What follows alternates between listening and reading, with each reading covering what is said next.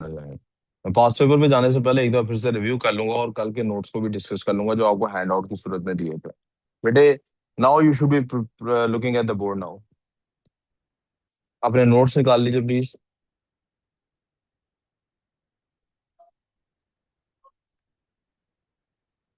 सबसे इंपॉर्टेंट चीज में यार ये क्यों है बाहर बच्चे? ये कौन है बच्चे बाहर? इधर आओ, मेरी बात सुनो। फहद, सबको वो क्लास में चला पढ़े बैठ के, टेस्ट है इनका। The rules of ionic discharge सबसे इंपॉर्टेंट है बात। पॉजिटिव आयंस में क्या रूल होता है? टाइटैनिक वाला रूल होता है। क्या है? जो मोर रिएक्टिव है वो स्टे करता है, और जो लेस रिएक्टिव है वो बाहर निकल जाता है। इसका मतलब है आप रिएक्टिविटी सीरीज में किसको हमेशा इसमें मद्देनजर रखेंगे? हाइड्रोजन को मद्देनजर रखेंगे। आपने किसके ऊपर फोकस करना है ज्यादा कि रिएक्टिविटी सीरीज में इसकी प्लेस क्या है, यानी इससे ऊपर कौन लोग हैं और इससे नीचे कौन लोग हैं। ये हमें बता देगा कि हमारे पास हाइड्रोजन गैस निकलनी है या दूसरा में। अब अगर हाइड्रोजन गैस निकल रही है तो जो मेटल आइन है वो नीचे रह रहा है ना। मेटल आइन फिर नीचे रह रहा है ना, तो वो कोई ना कोई कंपाउंड बना लेगा। और अगर हाइड्रोजन गैस डिस्चार्ज नहीं हो रही तो वो क्या हो रहा है? तो डिस्चार्ज तो मेटल का आइन नीचे, फिर डिस्चार्ज, फिर मेटल ने डिस्चार्ज होना है, फिर वो मेटल की प्योर फॉर्म उधर स्लैग किसी ना किसी फॉर्म में रह जानी है। मैडम आप बहुत ही लेट हैं आज, खैर है। बायो पढ़ रही थी, आपका एग्जाम सिर्फ बायो का है, तो फिजिक्स क्यों नहीं देनी है आपने? फिजिक्स की क्लास क्यों नहीं लेनी फिर? ये वही मॉडल कह रही है जो मैं कह रहा हूँ चलाने के लिए, उसी पे चलेंगे अब। इसके अलावा मुझे लगता है गुजारा है नहीं। सो आपको मेरी बात समझ आ गई? क्या मैंने कहा? पहली चीज आपने हमेशा ध्यान में इलेक्ट्रोलिसिस, जब भी इलेक्ट्रोलिसिस का क्वेश्चन आना है वो कर, तो सबसे पहली चीज क्या नोट करनी है कि पॉजिटिव इलेक्ट्रोड पे किसने डिस्चार्ज होना है। बेटे ये दरवाजा बंद कर देना हादी। और नेगेटिव पे किसने डिस्चार्ज होने का मतलब है जो पॉजिटिव आया है उसने जाना है कैथोड पे। कैथोड पे इलेक्ट्रॉन्स आ रहे हैं ना हमारे सर्किट के अंदर। मैं रिमाइंड कराना चाहता हूँ कि मैंने कहीं ना कहीं ये बात मेंशन की होगी, अगर नहीं की तो मेंशन करनी चाहिए थी, की हुई है यहाँ पे देखें कि बाहर वाले सर्किट में कौन ट्रेवल कराता है? इलेक्ट्रॉन्स। कौन ट्रेवल करता है? अंदर वाले में कौन ट्रेवल करता है? आइंस। कौन ट्रेवल करता है? तो ये पॉजिटिव आइंस नेगेटिव के पास जाएंगे तो जो ऊपर से इलेक्ट्रॉन्स आए हुए हैं एक्सेस में, ये पॉजिटिव उसको लेंगे, डिस्चार्ज होंगे। और नेगेटिव साइड पे और जो नेगेटिव आइंस हैं वो जाएंगे पॉजिटिव के थॉट, पॉजिटिव है नॉट पे, पॉजिटिव इलेक्ट्रोड पे। और ये वहां जाके जो इनके पास एक्स्ट्रा इलेक्ट्रॉन्स हैं वो उनको दे देंगे। तो जो बाहर वाला सर्किट है उसको क्या फील होगा? मेरे पास से इधर से इलेक्ट्रॉन्स गए हैं, इलेक्ट्रॉन्स ही वापस आए हैं, वो फील करेगा मेरे पास कोई प्रॉब्लम भी नहीं है, मेरा सर्किट कंप्लीट है। Clear on this? ओके। तो हमें याद क्या रखना है, कौन डिस्चार्ज होता है कौन नहीं। ये है बेसिक प्रिंसिपल इलेक्ट्रोलिसिस का। अगर ये आपको समझ आ गया ना बेसिक प्रिंसिपल। और दूसरा प्रिंसिपल क्या है नेगेटिव आयंस का, उसमें मैंने कहा था राशन वाला हिसाब रखें। जो पार्टी ज्यादा स्ट्रांग होती है वो पार्टी डिस्चार्ज, यानी जिसका कॉन्सेंट्रेशन ज्यादा होता है। अब दो ग्रुप्स हैं, उनको कोई चीज आप दे रहे हैं, इसको गांव के ग्रुपों के हिसाब से निजाम को समझें। वो जो ग्रुप ज्यादा तगड़ा होता है, ज्यादा ताकत में होता है, वो ज्यादा वो कहता है जी मैं पहले इलेक्ट्रॉन लेना है या मैं पहले इलेक्ट्रॉन देना, वो डिस्चार्ज हो जाता है। और दो आयंस ऐसे हैं जिनके बारे में मैंने बताया था, एक सल्फेट है और एक नाइट्रेट है जी, ये नहीं डिस्चार्ज होते। ये कॉन्सेंट्रेशन हाई भी हो ना तब भी ये लोग डिस्चार्ज, वो ऑक्सीजन को कहते हैं तू ही जा भाई, ऐसे नहीं जाना। क्यों? ये शहजादे हैं ये। कैसे हमें पता? ऑब्जर्वेशन, एक्सपेरिमेंट्स करके देखें। सिलेबस को एक दफा हम देखते हैं कि सिलेबस हमें क्या कह रहा है, क्या करना है हमने। आई होप मैंने सिलेबस कहीं ना कहीं खोला हुआ है, नहीं तो अभी दोबारा खोल लेते हैं। इलेक्ट्रोलिसिस का ही सीधा सीधा मैं देखना चाहता हूँ सिलेबस। 0620 आई प्रिज्यूम हमारे पास में कोड है। सिलेबस 2026 का हमारे पास, सिलेबस 26 27 28 का थोड़ा सा बाकी सिलेबस से थोड़ा सा फर्क है। क्या फर्क है वो हमने किसी ना किसी क्लास में आई होप डिस्कस किया है, नहीं किया तो हम कर भी लेंगे, कोई प्रॉब्लम नहीं। सीधे let's find in page electrolysis.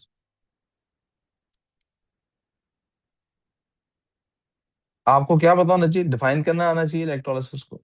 क्या करना आना चाहिए? इलेक्ट्रोलिसिस हमने डिफाइन कर लिया। Decomposition of an ionic compound हमने अंडरस्टैंड कर ली, as passage of electric current के साथ ही होती है। Identify simple electrolytic cells. Electrolytic cell लफ्ज बड़ा इंपॉर्टेंट है, हम अभी 1 मिनट बाद देखते हैं क्या इंपॉर्टेंस है। अभी मुझे आपने रिमाइंड कराना है कि सर आपने कहा था इलेक्ट्रोलाइटिक सेल के लफ्ज के ऊपर कुछ गौर करना है। तो अभी 1 मिनट बाद जब मैं सिलेबस बंद करूंगा आपने मुझे पिंच करना है कि पहले बताएं इलेक्ट्रोलाइटिक सेल क्यों होता है। ठीक है। Identify in simple electrolytic cells, anode क्या बनेगा, कैथोड। एनोड पॉजिटिव होगा, कैथोड नेगेटिव होगा। इलेक्ट्रोलाइट एक मोल्टन या एक्वस सब्सटेंस होगा जिसके ऊपर इलेक्ट्रोलिसिस हो सकता है। ठीक है जी। इलेक्ट्रोलिसिस की डेफिनेशन आप देख लें क्या है, decomposition of an ionic compound. मैंने बताया था इलेक्ट्रोलिसिस आप कहीं भी खोलेंगे ना, अक्सर मैंने नोट्स वगैरह जो देखे हैं मुख्तलिफ मशहूर वेबसाइट्स के भी और मुख्तलिफ टीचर्स के भी, वो इलेक्ट्रोलिसिस की वही ट्रेडिशनल डेफिनेशन करते हैं कि किसी उसमें से गुजरने को इलेक्ट्रोलिसिस कहते हैं, किसी ना एक्वस सॉल्यूशन में से बिजली गुजरे तो उसको no no that's not electrolysis, that's electrochemistry. Electrolysis word का मतलब है कि वो डिकम्पोज हो रहा है।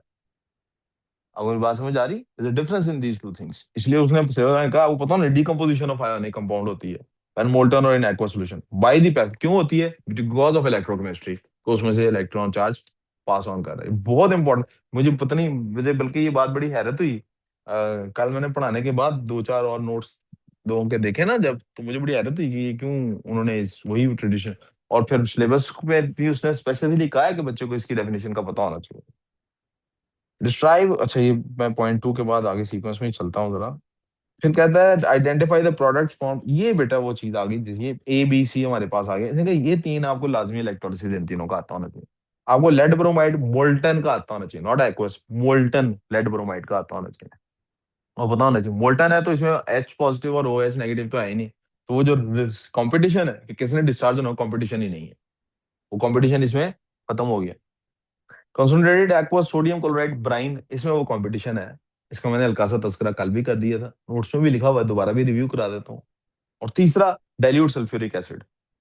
फिर डाइल्यूट सल्फ्यूरिक एसिड के अंदर एक और चीज ऐड की है इनर्ट इलेक्ट्रोड्स के साथ, जो कि प्लेटिनम या ग्रेफाइट के हैं। क्यों इनर्ट नहीं होंगे तो रिएक्ट कर जाएंगे एसिड के साथ, वैसे ही वो न्यूट्रलाइजेशन शुरू हो जाएगी।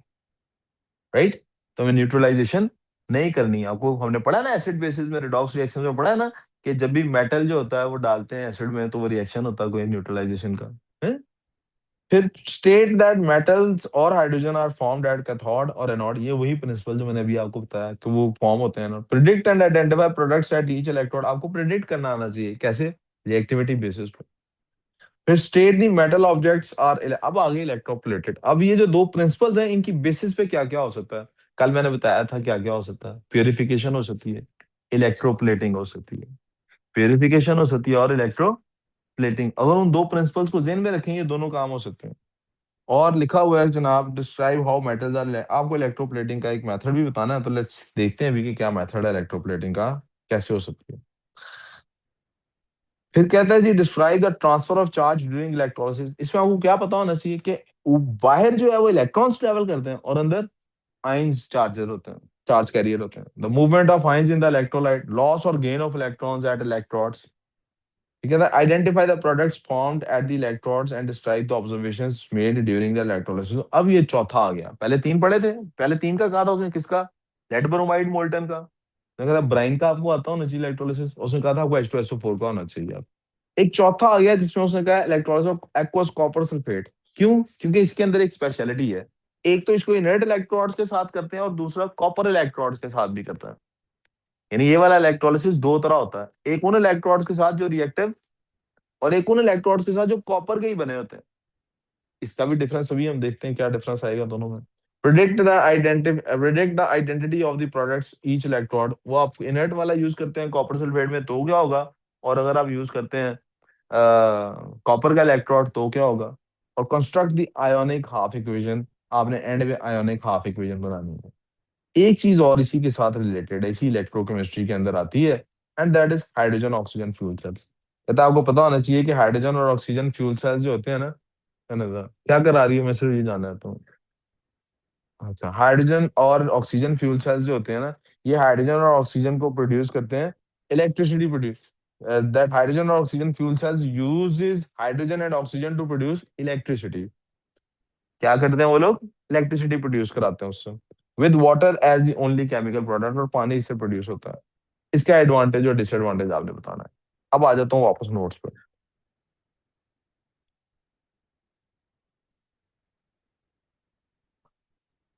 ये बॉक्साइड वाली बात इधर इसलिए लिखी है क्योंकि इलेक्ट्रोकेमिस्ट्री से ही एक और चीज बाहर निकलती है, वो भी सिलेबस में दिखा देता हूँ आपको। उसको सिलेबस अलग से ट्रीट करता है, हमने उसको अलग से ट्रीट करते, सिलेबस उसको अलग से ट्रीट करता है। मैंने पिछले साल भी उसको अलग से ट्रीट नहीं किया था, और अभी भी मैं उसको अलग से ट्रीट नहीं करूंगा, मैं साथ ही डिस्कस करूंगा उसको। क्योंकि उसके अंदर भी इलेक्ट्रोकेमिस्ट्री की इन्वॉल्वमेंट तो नहीं है, लेकिन इलेक्ट्रोकेमिस्ट्री के प्रिंसिपल्स उसके अंदर आ जाते हैं। कौन से प्रिंसिपल्स? वो रिएक्टिविटी सीरीज वाले, डिस्चार्ज करने वाले प्रिंसिपल्स। वो क्या है? Extraction of metals. एग्जाम उसको बिल्कुल अलग से ट्रीट करता है। तो उसमें ये क्वेश्चंस लिखे हैं, ये नोट्स में भी आपको नजर आ जाएंगे। ये किस बेसिस पे होता है? ये भी उसी रिएक्टिविटी सीरीज पे होता है। जो ज्यादा रिएक्टिव होगा वो कंपाउंड बनाएगा, जो नहीं रिएक्टिव होगा वो बाहर निकलता जाएगा। क्योंकि इसमें भी इलेक्ट्रोलिसिस का इस्तेमाल है। इसमें भी किसका इस्तेमाल है? हम आमतौर पे कभी भी किसी भी कंपाउंड को एक्सट्रैक्ट करने के लिए इस्तेमाल करते हैं कार्बन का। इसका इस्तेमाल करते हैं। लेकिन अगर कोई मेटल कार्बन से ज्यादा रिएक्टिव हो, और एक है, याद करें अपना हमारा जुमला क्या था? Please send lions, cats, monkeys and, दोबारा चलते हैं। Please potassium send sodium, lines lithium, please send lions cats calcium, monkeys magnesium and aluminium. ये एल्यूमिनियम भी हमें बड़ी तादाद में चाहिए। क्यों? जहाज इससे बनाते हैं हम, हल्का है, उड़ाने में डेंसिटी कम है। अब एल्यूमिनियम कार्बन से ज्यादा रिएक्टिव है या कम? And colourful zebras, carbon less reactive है। वो नहीं इसके साथ हो पाता फिर। उधर आप ब्लास्ट फर्नेस में, फैक्ट्री में उसको करने की कोशिश करें, उधर फिर इलेक्ट्रोलिसिस वाले प्रिंसिपल्स को इस्तेमाल करना पड़ता है। इसलिए मैं इसको इसके साथ रिलेट करके ही एक्सप्लेन कर दिया करता हूँ। नोट्स के प्रिंट आउट आपको दिए हुए हैं, और वो नोट्स के प्रिंट आउट्स आपसे जल्दी से डिस्कस करके पास पेपर के कुछ क्वेश्चंस डिस्कस कर लेते हैं। यहाँ एक्सट्रैक्शन ऑफ मेटल्स डिस्कस करने की बजाय मेरा इरादा तो था सारा नोटबुक पे ही बनवा देता हूँ, रजिस्टर पे, लेकिन चूंकि आपको ये दोबारा पहले पढ़ाया जा चुका है और अब रिवीजन चल रही है, तो मैं जो नोट्स हैं उन्हीं का इस्तेमाल करने लगा हूँ। यहाँ पे मैं नोट्स को इम्पोर्ट कर लेता हूँ।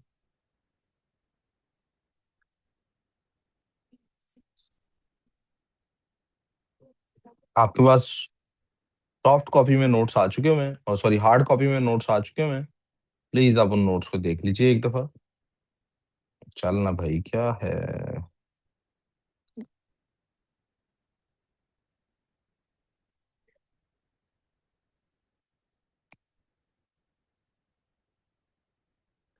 यहाँ से यहाँ तक ये सारी वही बातें हैं जो हम इलेक्ट्रोलिसिस में पहले अभी मैं डिस्कस कर चुका हूँ। एक दफा क्विकली बात कर देता हूँ। यहाँ क्या इलेक्ट्रोलिसिस की डेफिनेशन है, जिसमें आयनिक कंपाउंड स्प्लिट होता है और इलेक्ट्रिसिटी प्रोड्यूस होती है। आपको मैंने अभी कहा था, आप फिर भूल गए, आपने नहीं याद कराया। मैंने क्या कहा था? जैसे ही पढ़ाना शुरू करूंगा आपने क्या करना है? आपने मुझे तंग करना है, कहना है कि सर ए जरा इलेक्ट्रोलाइटिक सेल का दसो क्यों होता है। आए जरा पहले इलेक्ट्रोलाइटिक सेल का बता दूं आपको क्या होता है।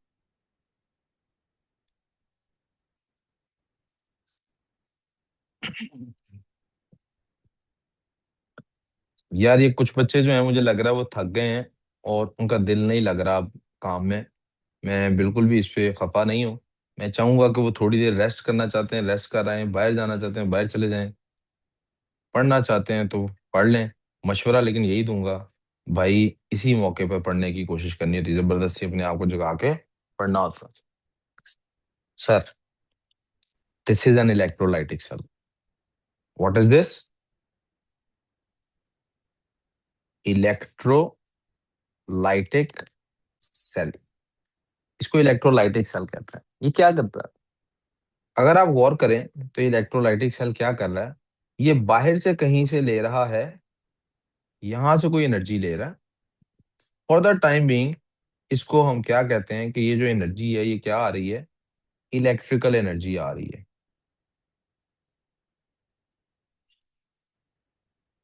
क्या आ रहा है? इलेक्ट्रिकल एनर्जी आ रही है। और ये इलेक्ट्रिकल एनर्जी जब अंदर जाती है तो ये किस में कन्वर्ट हो जाती है, जिसकी वजह से रिएक्शन होता है? केमिकल एनर्जी में। बिकॉज आपको पता है बॉन्ड ब्रेकिंग और बॉन्ड मेकिंग में क्या इन्वॉल्व है? एनर्जी। यहाँ तक कोई कंफ्यूजन किसी को? इसको कहते हैं इलेक्ट्रोलाइटिक सेल, जो इलेक्ट्रिकल एनर्जी को किस में कन्वर्ट कर दे। यहां तक को प्रॉब्लम? इलेक्ट्रोलाइटिक सेल क्या होता है? जो इलेक्ट्रिकल एनर्जी को कन्वर्ट करता है किसमें? अब मेरा एक सवाल है आपसे। फिजिक्स में एक चीज पढ़ी थी, उसको यहाँ पे हल्का सा डिस्कस कर लेते हैं। फिजिक्स में हमने पढ़ा था कि जनाब जो मोटर होती है, क्या होती है? मोटर होती है। हम मोटर के अंदर क्या होता है? हम मोटर को इलेक्ट्रिकल एनर्जी देते हैं, जो कि कन्वर्ट हो जाती है किसमें? मैकेनिकल एनर्जी में। To be specific, kinetic energy में। राइट? कि मोटर घूमना शुरू कर देती है, हम करंट देते हैं और वो मोटर घूमना शुरू कर देती है। वो कर, ये बात याद है? याद है ना? वो घूमना शुरू कर देती है। जब हमने ये डिस्कवर कर लिया तो हमने कहा यार, अगर ये काम हो सकता है तो ऐसा भी तो हो सकता होगा कि हम क्या करें, हम मैकेनिकल एनर्जी दें, यानी काइनेटिक एनर्जी दें, और वो कन्वर्ट हो जाए इलेक्ट्रिकल एनर्जी में। और हमने जनरेटर बना लिया। करंट देते थे, मोटर घूमती थी। वो जो वो जो था घूमने वाली कॉइल, उस कॉइल को खुद से घुमाना शुरू कर दिया। तो क्या हुआ? इलेक्ट्रिसिटी प्रोड्यूस होनी शुरू हुई। क्या प्रोड्यूस होना शुरू हो गया? यहां तक कोई प्रॉब्लम? प्यारे बेटे, अब देखो ना, मसला हो रहा है ना अब। आपको आपके टाइम पे नहीं आना चाहिए था क्लास में। है? आप ऐसे कैसे एग्जाम दोगे? हैं? अब आप टाइम स्पेंड करो बैठ के थोड़ी देर, उसको जरा ये समझाने दो मुझे। ठीक है? आपने केमिस्ट्री का एग्जाम नहीं देना अभी, कोई बात नहीं, आप बैठ के अपनी वर्किंग करो। मैं दोबारा रिपीट करता हूँ। हमने कहा था, हमें पता लगा था फ्लक्स की वजह से कि कोई चक्कर है इनका आपस में। कोई मैकेनिकल एनर्जी को इलेक्ट्रिकल में कन्वर्ट होती है, कोई इलेक्ट्रिकल मैकेनिकल में होती है। तो हमने कहा अगर एक दूसरे में कन्वर्ट हो सकती है, if electrical energy can be converted into mechanical energy, there must be a way to convert mechanical energy into electrical energy. Right? वही प्रिंसिपल हमने अप्लाई किया यहाँ पर। यार, अगर इलेक्ट्रिकल एनर्जी देने से केमिकल एनर्जी में फर्क आ सकता है, केमिकल एनर्जी में इलेक्ट्रिकल एनर्जी कन्वर्ट हो सकती है, shouldn't there be a method to convert chemical energy into electrical energy? And yes, there is. और पहले वो सिलेबस में था भी। और पहले वो सिलेबस में हम शुरू के जो पेपर्स देखेंगे उसमें आपको कहीं ना कहीं उसका क्वेश्चन भी नजर आएगा। मैं उसलिए थोड़ा सा उसको एक्सप्लेन भी कर दूंगा, लेकिन वो कॉन्फ्लिक्ट क्रिएट कर देता है केमिस्ट्री में थोड़ा सा। हम इस वजह से उसको शायद इस वजह से सिलेबस से निकाल दिया गया। और उसको कहते हैं, मैं सिर्फ साइड पे उसका नाम लिख रहा हूँ, आपने उसको पढ़ना नहीं है। That's voltaic cell. उसको कहते हैं वोल्टेक सेल। क्या करता है? ये केमिकल एनर्जी को इलेक्ट्रिकल एनर्जी में कन्वर्ट करता है। इसमें क्या होता है कि यही सारा सब्सटेंस हमारे पास होता है, वी टेक दिस, इसी तरह का अपरेटस होता है। We have a similar apparatus. एक सिमिलर सा अपरेटस होता है, लेकिन उसमें क्या होता है, हमारे पास ये जो इलेक्ट्रोड्स होते हैं ये डिफरेंट मेटल्स के होते हैं। जी, आलू जो तारे डालता है आलू के अंदर, उसके अंदर इलेक्ट्रोड्स डिफरेंट मेटल्स के होते हैं। और उनकी रिएक्टिविटी सीरीज में प्लेस होती है डिफरेंट। उनकी इलेक्ट्रिविटी सीरीज में उसमें क्या कहते हैं इसको, रिएक्टिविटी सीरीज में उनकी प्लेसिंग होती है डिफरेंट। उनकी प्लेसिंग क्या होती है? तो जितनी ज्यादा डिफरेंट होती है उतनी आयनाइजेशन में कंपटीशन शुरू हो जाता है। उधर, इधर जिसको एनोड कहते हैं उधर उसी को कैथोड कहना शुरू कर देते हैं। और इधर जिसको कैथोड कहते हैं उसी को उधर क्या कहना शुरू करते हैं। यानी इसका ऑपोजिट काम चलना शुरू हो जाता है। तो वहां पे, यहाँ पे क्या लगा होता है, वोल्ट मीटर, यहाँ गैल्वेनोमीटर लगाते हैं, जो हमें दिखा देता है कि करंट प्रोड्यूस हो रहा है। लेकिन ये हमारे सिलेबस के अंदर शामिल नहीं है। हम, मैंने अभी आपके साथ सिलेबस डिस्कस कर लिया, सिर्फ एक रेफरेंस के तौर पे मैंने इसको टच कर दिया कि पास पेपर में क्वेश्चन भी आएगा, सॉल्व करना चाहिए, प्रैक्टिस के लिए करे, वरना हमें इसकी जरूरत भी। Good so pass? कोई confusion? Ali Ghazi, we clear? अब हम आ गया व्हाट विल हैपन इलेक्ट्रो, ये वही प्रिंसिपल्स जो मैंने आपको ब्रीफली डिस्क्राइब कर दिए हैं, टेक्स्ट फॉर्म में डिटेल में लिखे हैं। मेरी हाई रिकमेंडेशन है, प्लीज सबको जरूर रीड करना है। प्लीज सबको क्या करना है? वकर रीड करना है, एक एक वर्ड को क्या करना है। तो आपको प्रैक्टिकली फिजिकल प्रिंट दे दिया इसका मैंने, ठीक है? कीवर्ड डेफिनेशन आपको, इलेक्ट्रोड पता होना चाहिए किसको कहते हैं, इलेक्ट्रोलाइट पता होना चाहिए किसको कहते हैं, एनोड, एनाइन, कैथोड, कैटाइन, कल के लेक्चर में भी डिस्कस सारे किए हैं। If somebody wants to refer to them, please refer कर लो। जी, थोड़ा सा ऊपर कर लिया।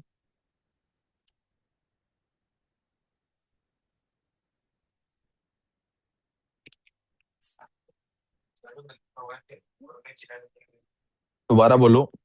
उधर लिखा हुआ है कि, कहाँ पे लिखा हुआ है? व्हाट व्हेन विल इलेक्ट्रोलिसिस अपन के नीचे, हाँ जी क्या लिखा हुआ है? हाँ जी। जो पानी में मिक्स किया होता है सोल्यूशन बनाने के लिए, वो अंग्रेजी नहीं आती? अंग्रेजी नहीं आती? इलेक्ट्रो करंट हमने कभी पढ़ा है जिंदगी में कि किन आयोनिक आयोनिक कंपाउंड्स, और कहीं केमिस्ट्री में शुरू में पढ़ा था करंट कहाँ कहाँ से गुजर जाता है? मेटल में से गुजर जाता है। मोल्टन आयोनिक कंपाउंड में से गुजरता है, या आयोनिक कंपाउंड के सोल्यूशन में से गुजरता है? किस किस में से गुजरता है? मेटल में से, आयोनिक कंपाउंड में से, या आयोनिक कंपाउंड के सोल्यूशन से। आयोनिक कंपाउंड सॉलिड में होता नहीं गुजरता, मोल्टन हो तो। क्यों? क्योंकि आयंस फ्री टू मूव हो जाता है, इसलिए ये लिखा हुआ है। इसमें आपको सवाल ये पूछना चाहिए था, वो आगे लफ्ज लिखे नहीं, वो आगे जाके आएगा, चलें। व्हाट हैपेंस ड्यूरिंग इलेक्ट्रोलिसिस में क्या होता है, कल के लेक्चर में डिटेल में डिस्क्राइब कर दिए, यहाँ कुछ हाइलाइट्स हैं। Metals and hydrogen will form cations, non metals और एनाइंस बनेंगे हमारे पास। What word is used to describe electrodes, इनके लिए क्या वर्ड यूज होता है? एक्टिव या इनर्ट इलेक्ट्रोड का वर्ड यूज होता है। ग्रेफाइट एक कंडक्टर ऐसा है बिजली का जो कार्बन बेस्ड है, कार्बन ही है ना ग्रेफाइट, लेकिन कंडक्ट भी कर देता है इलेक्ट्रिसिटी, तो वो रिएक्ट नहीं करता बीच में, लेकिन इलेक्ट्रिसिटी कंडक्ट भी होने देता है। तो इनर्ट, जब हम चाहते, हमारी हमें अच्छा लगेगा ना ऐसा इलेक्ट्रोड जो खराब भी ना हो, राइट? यस और नो?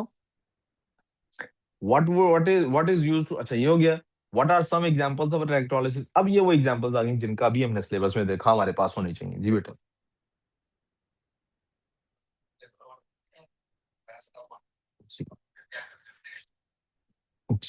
मैं इंशाल्लाह इंशाल्लाह वापस आऊंगा उधर। मैं इस वक्त चाहता हूँ एक दफा इसमें से गो थ्रू कर जाऊं, अभी पांच पेपर ही खोलेंगे इसके बाद। ये बेटा पहले एग्जांपल आ गई हमारी, यहां से आगे जरा मुझे अभी क्या आपके सामने डिस्कशन करनी है। Lead bromide.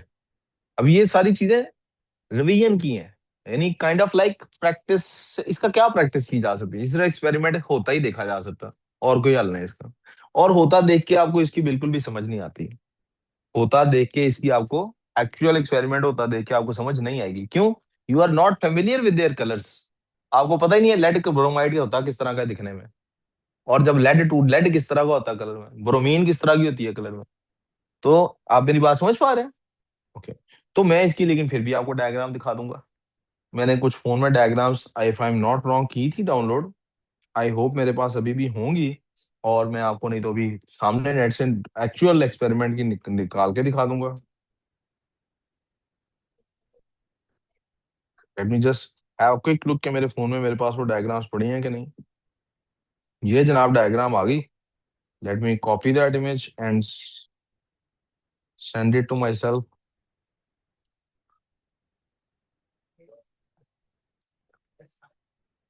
Sir please add me in the group. अच्छा जी, करते हैं जी, आपको भी ग्रुप में ऐड।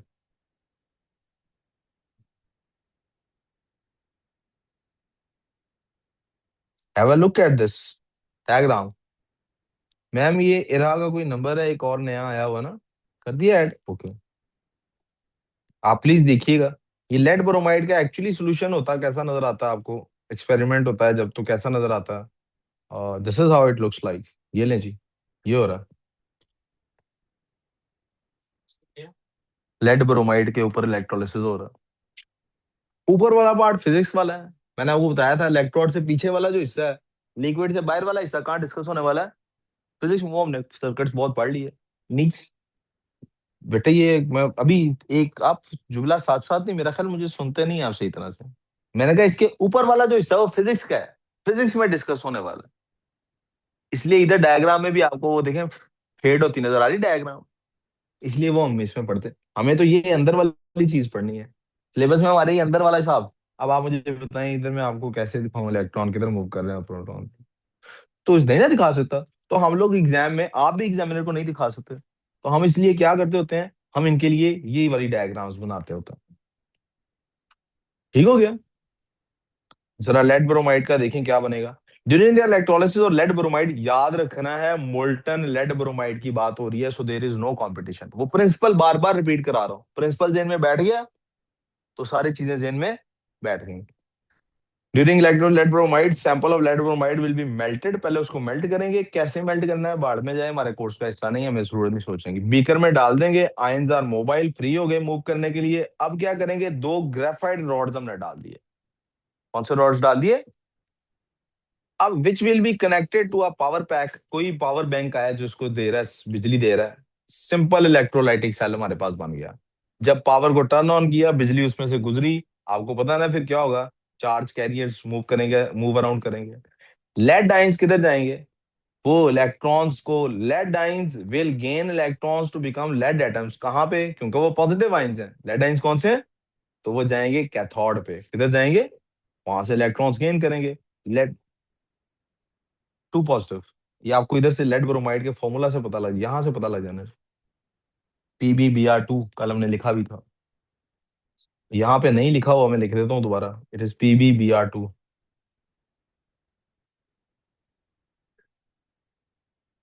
फिर नेगेटिव पे क्या होगा, वो ब्रोमीन उधर जाएगा। याद क्या रखना है आपको, कैसे ऑब्जर्वेशन क्या आएगी आपके पास, lead will be deposited on the surface of the electrode. और here each bromide ion, node पे जाके ब्रोमाइड आयन आएगा, इलेक्ट्रॉन्स लूज करेगा, ब्रोमीन गैस एटम्स बनेंगे। Two of the bromine atoms found will combine bromine molecules and you will see bubbles of bromine gas. जब भी gas निकलेगी हमेशा fizzing, bubbles. और एक और लफ्ज बकर, क्या है बकर का फेवरेट वर्ड है, वो इस्तेमाल करना है इस टेस्ट में। क्या बकर का फेवरेट लफ्ज है आपका? एफरविसेंस। क्या लफ्ज और इस्तेमाल करते हैं? एफरविसेंस और बबल्स, फिजिंग, सबका एक ही मतलब है, गैस बाहर निकल रही है। ठीक हो गया? जनरल प्रिंसिपल्स वही वाले जो पहले मैं पढ़ा चुका हूँ, दोबारा रिपीटेड है। तो मैं इन प्रिंसिपल्स को यहाँ से स्किप कर रहा हूँ। मैं इन प्रिंसिपल्स को यहाँ से आपके साथ अच्छे से एक्सप्लेन कर चुका हूँ, आप यहाँ से भी रीड कर लीजिएगा ताकि आपको गलतफहमी ना हो। पैनिक, अबू बकर आप कह रहे थे सर पैनिक हो रहा हूं मैं, वो पैनिक क्या होता है? कल भी मैंने बताया था, दोबारा बता दो। Positive is anode, negative is cathode. Positive is cathode और एनोड, नेगेटिव इज, पहले ही हमने याद करा दिया आपको। एनाइन जिधर जाता है वो एनोड होता है, एनाइन पॉजिटिव पे जाएगा। आगे आ जाते हैं चार्ज ट्रांसफर। बेटे ये भी प्रिंसिपल्स हैं वही। क्या प्रिंसिपल्स हैं बेटे? इलेक्ट्रोलिस के अंदर करंट को तो फ्लो कराना है ना। बाहर कौन फ्लो कराएगा? इलेक्ट्रॉन्स। ये एग्जामिनर ने कहा है कि आपको लाजमी पता होना चाहिए, एक्सटर्नल सर्किट के अंदर इलेक्ट्रॉन्स होते हैं, एक्सटर्नल सर्किट के अंदर। और अंदर इलेक्ट्रोलाइट के अंदर आयंस होते हैं जो चार्ज कैरियर होते हैं। जी। हम्म। वो ऑपोजिट अट्रैक्ट करता है ना। ठीक है, आगे चलो बच्चों। वी फोकस सो फार। कोई कंफ्यूजन, कहीं मिसिंग हो रही है कोई बात? आप, आई होप आप आज के लेक्चर को कल के लेक्चर से रिलेट करके देखेंगे तो आप देखेंगे अगर कल वाला लेक्चर समझ आ जाए, इलेक्ट्रोलिसिस कल खत्म हो गया हमारा। ठीक है, इस सिर्फ बता रहा हूँ सिलेबस है किस किस का इलेक्ट्रोलिसिस देखने। और मैं सिर्फ कह रहा हूँ कल वाले प्रिंसिपल्स अप्लाई करके देखते हैं इस पे, अब अप्लाई हो रहे हैं कि नहीं। क्या लेड और ब्रोमीन में क्या कोई कंपटीशन है कि किसने वेव ऑफ होना? कोई कंपटीशन नहीं, दोनों निकलेंगे, उधर लेड डिपॉजिट बनता जाएगा। अब इस डायग्राम को दोबारा देख लें। ये देख रहे हैं आप, एक तरफ से गैस निकल रही और उसका कलर देख रहे हैं, ये ब्रोमीन का कलर रेडिश होता है। ये आपने फिजिकल केमिस्ट्री में या एक्सपेरिमेंटल केमिस्ट्री में टेस्ट में देखा होगा।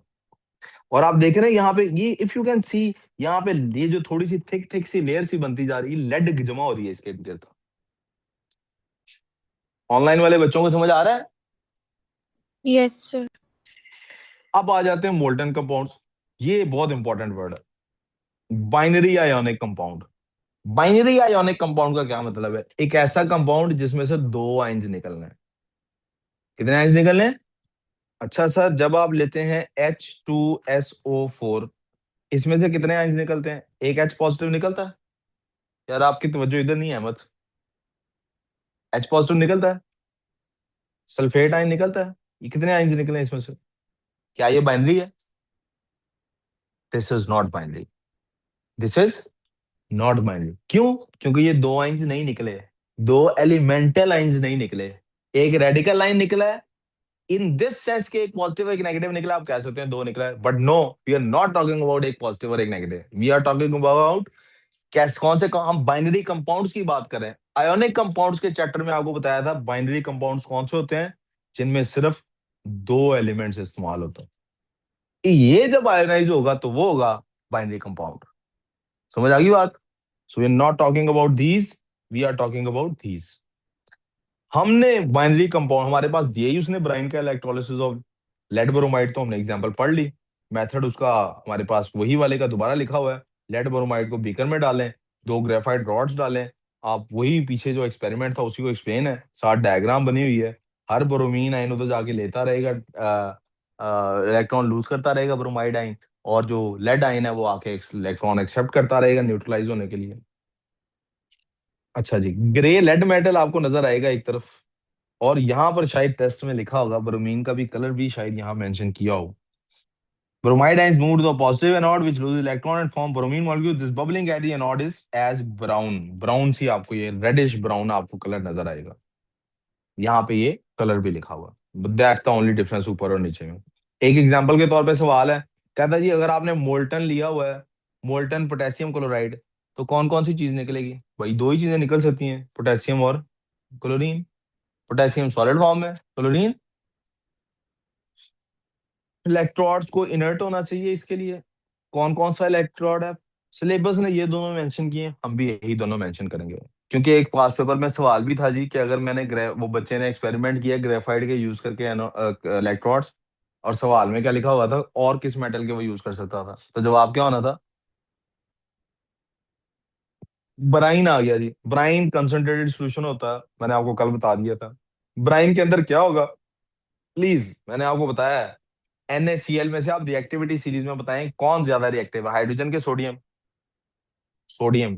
तो फिर सोडियम अंदर रहेगा, हाइड्रोजन को कहेगा टाइटैनिक जा तू जान बचा ले अपनी, हाइड्रोजन डिस्चार्ज होगा।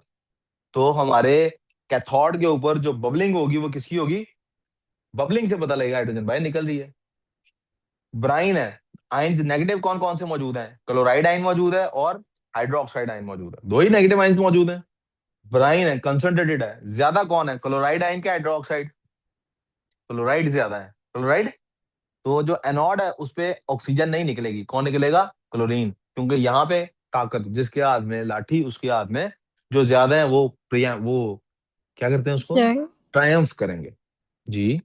दोनों के ऑब्जर्वेशन में बबल्स लिखेंगे। हमेशा होती बस बबल्स ही हैं। गैस हाइड्रोजन निकले, या गैस निकले क्लोरीन, या गैस निकले ब्रोमीन, या गैस निकले ऑक्सीजन, दिखना क्या है? बबल। सर, हाँ, अब आगे आता है इसके एक्सपेरिमेंटल केमिस्ट्री में कि टेस्ट पता कैसे लगेगा कौन सी गैस निकली है। तो वो टेस्ट हमने याद किए हुए हैं। हमने याद किया हुआ ऑक्सीजन के आगे हम मैच स्टिक लगाते हैं, कलरलेस ऑर्डरलेस होती है, तो क्या ही तरीका है, जला के देखते हैं। अगर ब्राइट बर्न होता है ऑक्सीजन, हमने हाइड्रोजन भी कलरलेस ऑर्डरलेस होती है, उसका क्या मैच स्टिक लगाते हैं, पॉप करके बंद हो गई है हाइड्रोजन। क्लोरीन और ब्रोमीन के लिए, ब्रोमीन का कलर आता है रेडिश ब्राउन, और क्लोरीन की स्मेल आ जाती है। हाँ, क्लोरीन का भी कलर आ जाता है, वो भी रेडिश ही, if I am not wrong, greenish है, sorry. Yellow green. Yellow greenish colour है मेरा ख्याल, व्हाइट तो नहीं होता, व्हाइट तो नजर, व्हाइट प्रेसिपिटेट की तो मैं गैस के कलर की बात कर रहा हूँ। हाँ जी। अब किसी का फ्लेम टेस्ट कईयों के हमने याद किए हैं, आपका कोई और सवाल है किंजा इसके आगे? No sir. Ali Ghazi, you getting this? Okay. क्यों? उनको क्या बाइट से करा लें? बाइट से कराएं, पैसे खर्चों पे टेस्ट तो देना है, बच्चों को उतरी देर रिवीजन का टाइम दें।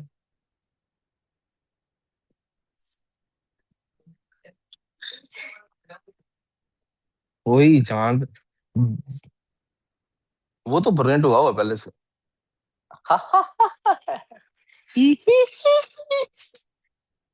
Do you know this laugh? You guys know? You don't know this laugh?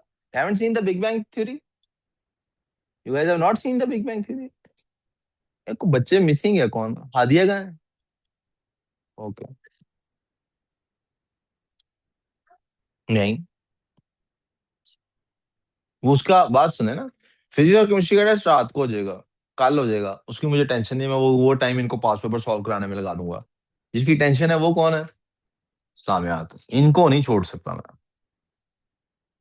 PS का तो प्रिंटेड है ना, वो तो अपने टाइम पे हो जाएगा। क्योंकि इस्लामियात वालों के साथ काम अपना ऐसा चल रहा है कि उनका पास पेपर वो जब तक उनकी प्रैक्टिस जो है ना रिटर्न की, वो जब तक नहीं देंगे ना, यहाँ पे टाइम बार्ड 1.5 घंटे में ज्यादा लिखना होता है ना, तो इसलिए उनकी जान नहीं छोड़ी जा सकती। आप लोग तो थोड़ा तंग कर रहे हैं, वो लोग ज्यादा तंग कर रहे हैं। आप लोगों पे फिर भी मुझे ट्रस्ट है, कुछ ना कुछ कर सकते हैं। उन पे मुझे कोई ट्रस्ट नहीं। मैडम मैं आपको नहीं, उनको सबको कर सकते, सबके लिए ये लिखा जाता है। मैं आपको अब जो चीज नहीं, कोई कहीं पे कोई भी नहीं पढ़ता या पढ़ाई जाती, मैं खुद भी नहीं है जिसका तस्करा करता। एफरविसेंस, क्या स्पेलिंग है एफरविसेंस के? Effervescence versus bubbling, L G F, यहाँ से हम कुछ देख लेते हैं कोई इनका फर्क। सर, रैपिड स्पेक हो स्केप हो तो उसको एफरविसेंस कहते हैं, और बबलिंग जो होती है, और वो एंड ऑफ फिजिंग साउंड वो। जी मैं यही कह रहा हूँ, मैं उन्होंने पूछा, मैंने इसलिए उनकी हेल्प के लिए बता दिया। ठीक है। मूवमेंट और रैपिड मूवमेंट में क्या फर्क होता है?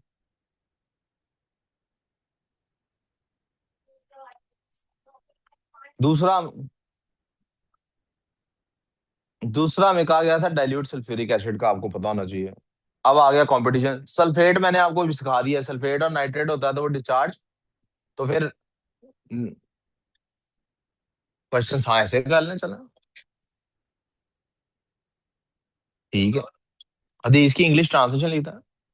हदीस वाला सवाल को एंड पे कर लें शक। Good enough. देखा सर, सलमान सही एडमिनिस्ट्रेटर है। इनका नहीं सर, ये आपका 5,000 का जो एक्सपेंस है ये मैं बचाऊंगा आज। नहीं प्रिंट लगवाऊंगा, मैं बोर्ड पे लिख के दूंगा। हाँ जी। 1 मिनट ठहरो बेटे। ओ वहीद मुराद, वो चुप कर जा, चुप कर जा, हंसने दे इसको। इसको घर में कोई हंसने नहीं देता, इधर ही हंसेगा।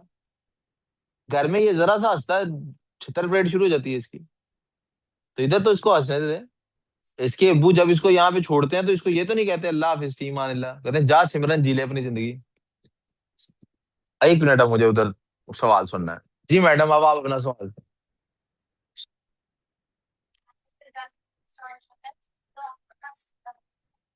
तो हाइड्रोजन उतर ही रही जाती है, वो ऑक्सीजन बाहर निकलती है। हाँ जी।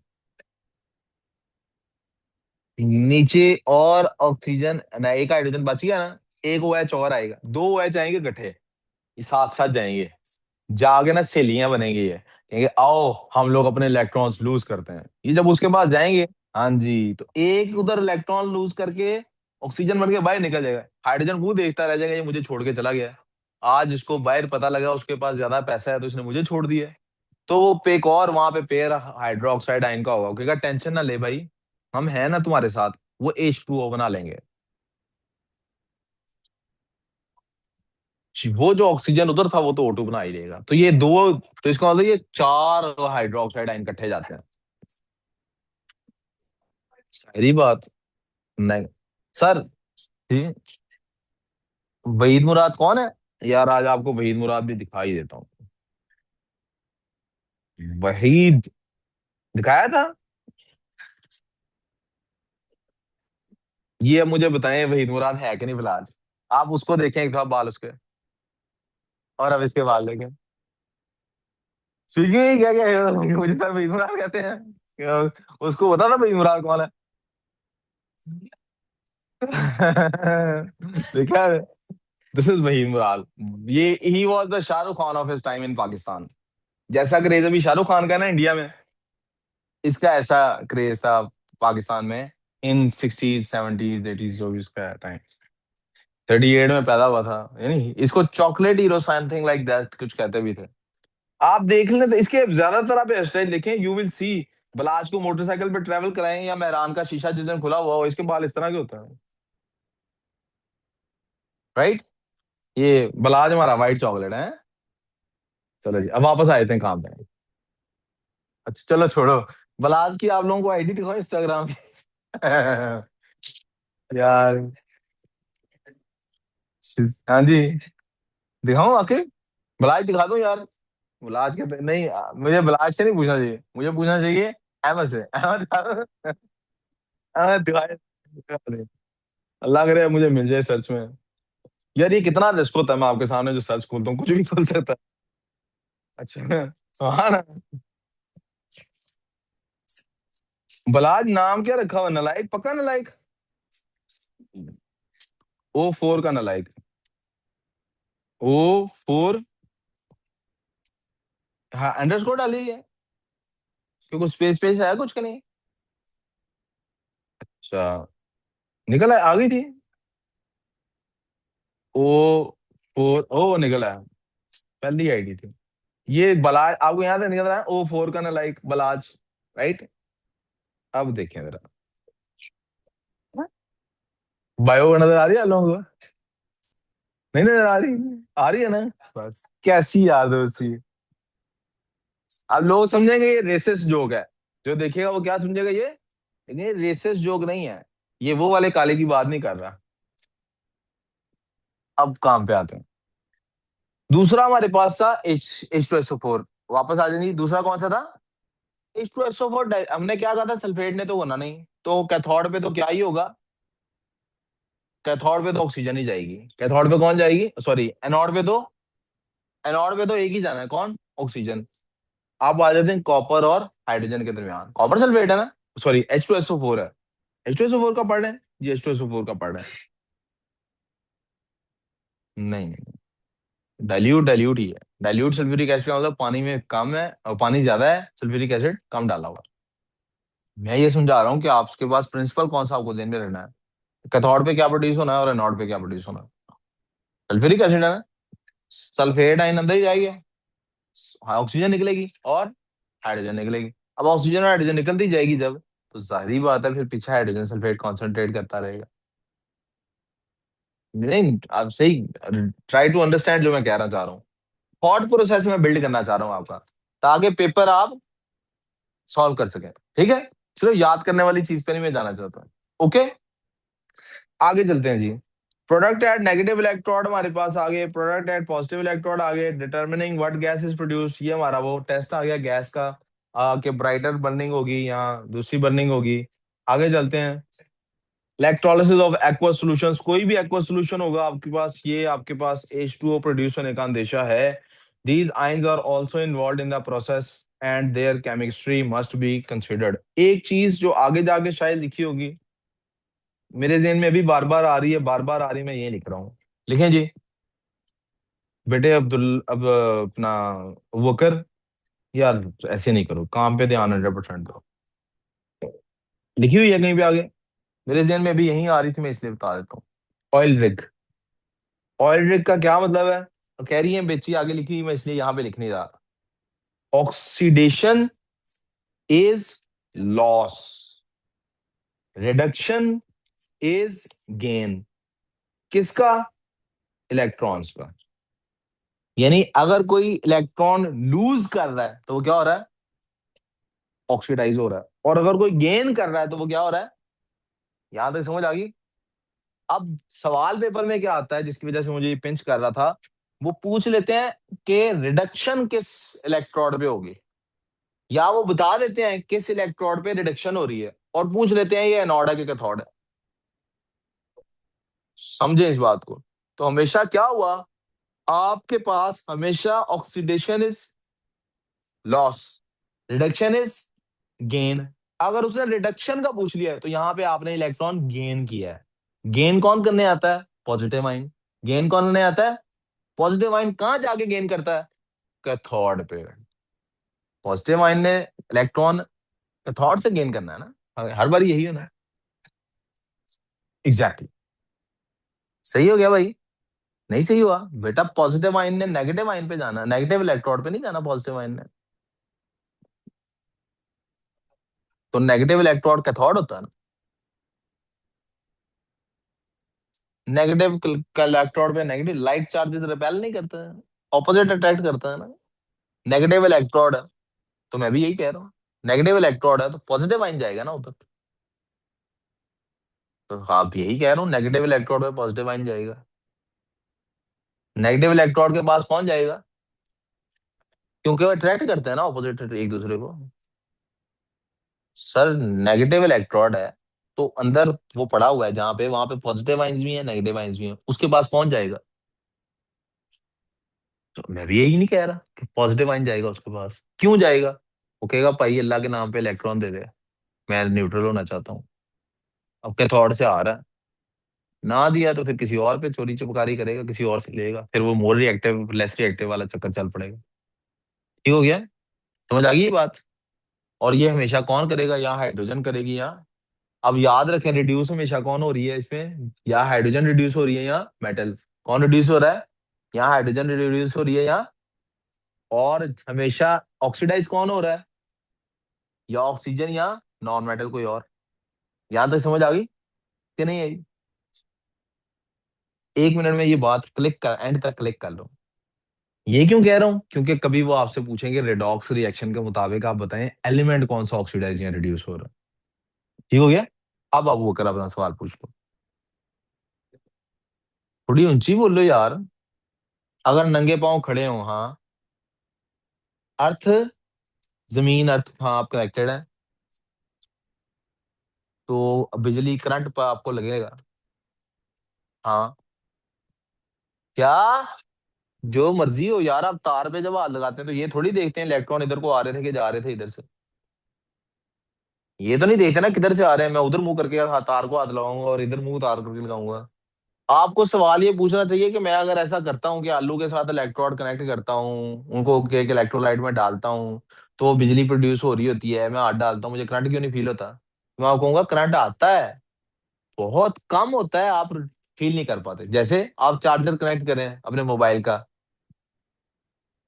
जा तेन अल्लाह दे वाले, आप चार्जर कनेक्ट करें और चार्जर की जो पिन होती है जो मोबाइल में लगाते हैं, जो एंड, उस एंड को पकड़ लें हाथ में, आपको क्या हर चार्जर से अर्थ फील होता है या करंट फील होता है? किसी से नहीं होता, किसी से।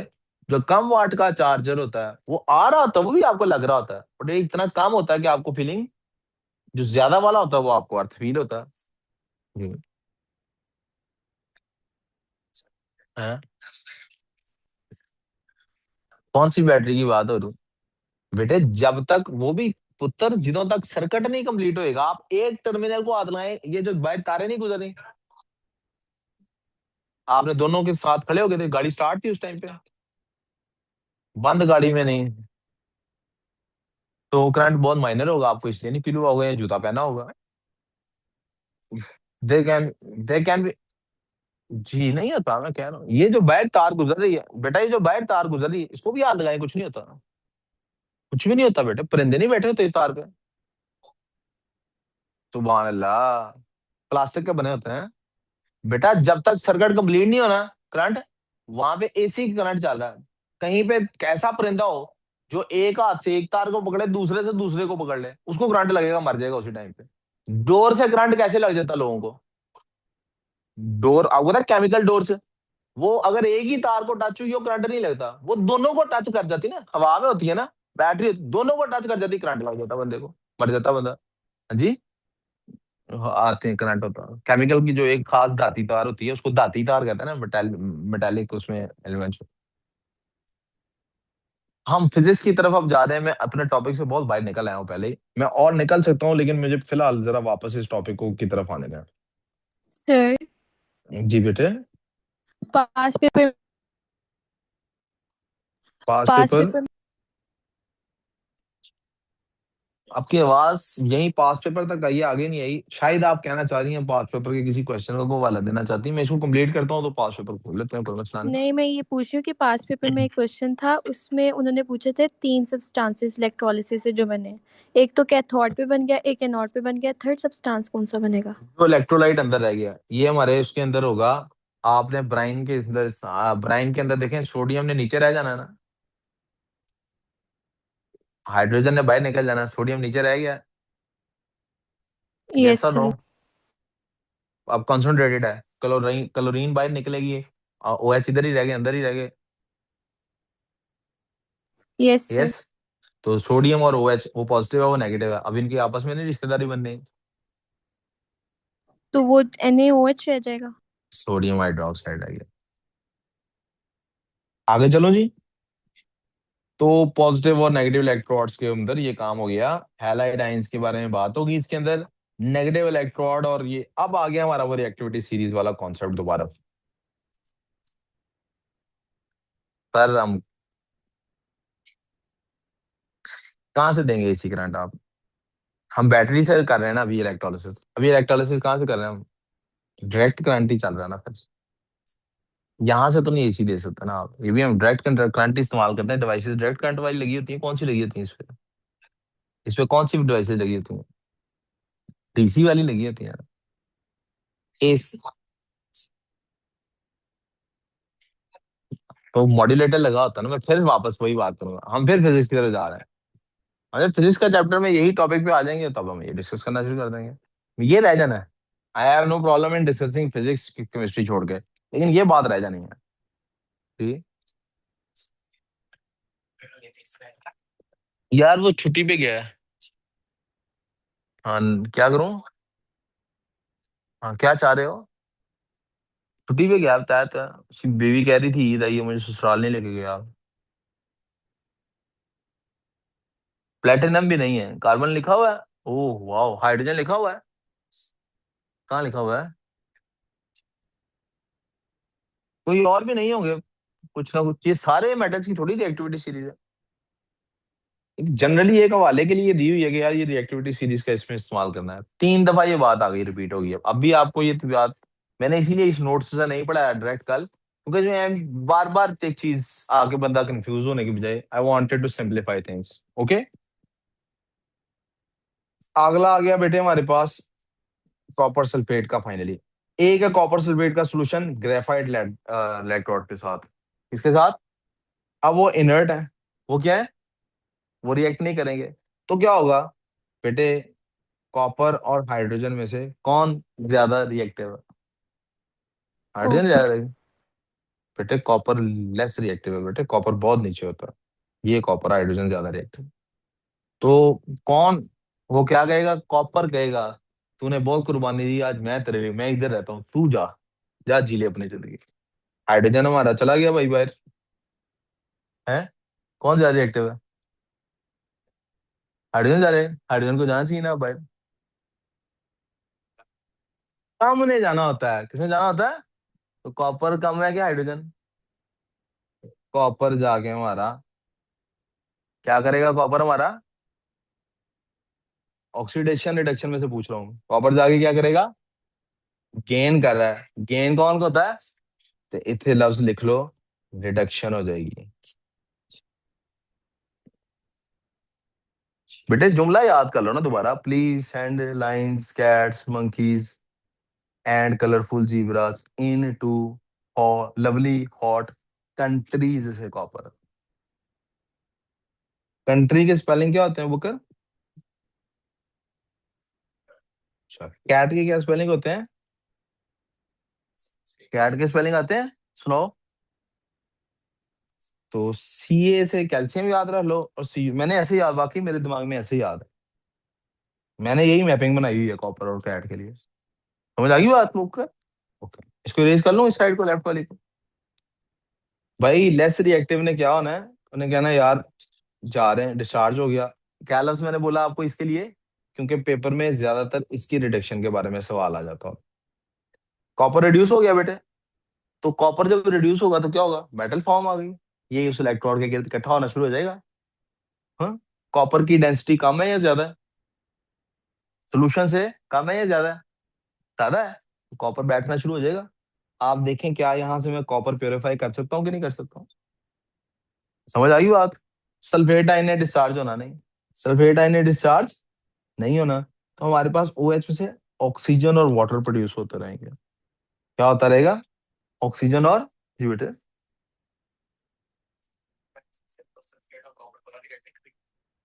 प्यारे बेटे, कॉपर और सल्फेट आसानी से रिएक्ट नहीं करते, कॉपर और सल्फेट आसानी से रिएक्ट।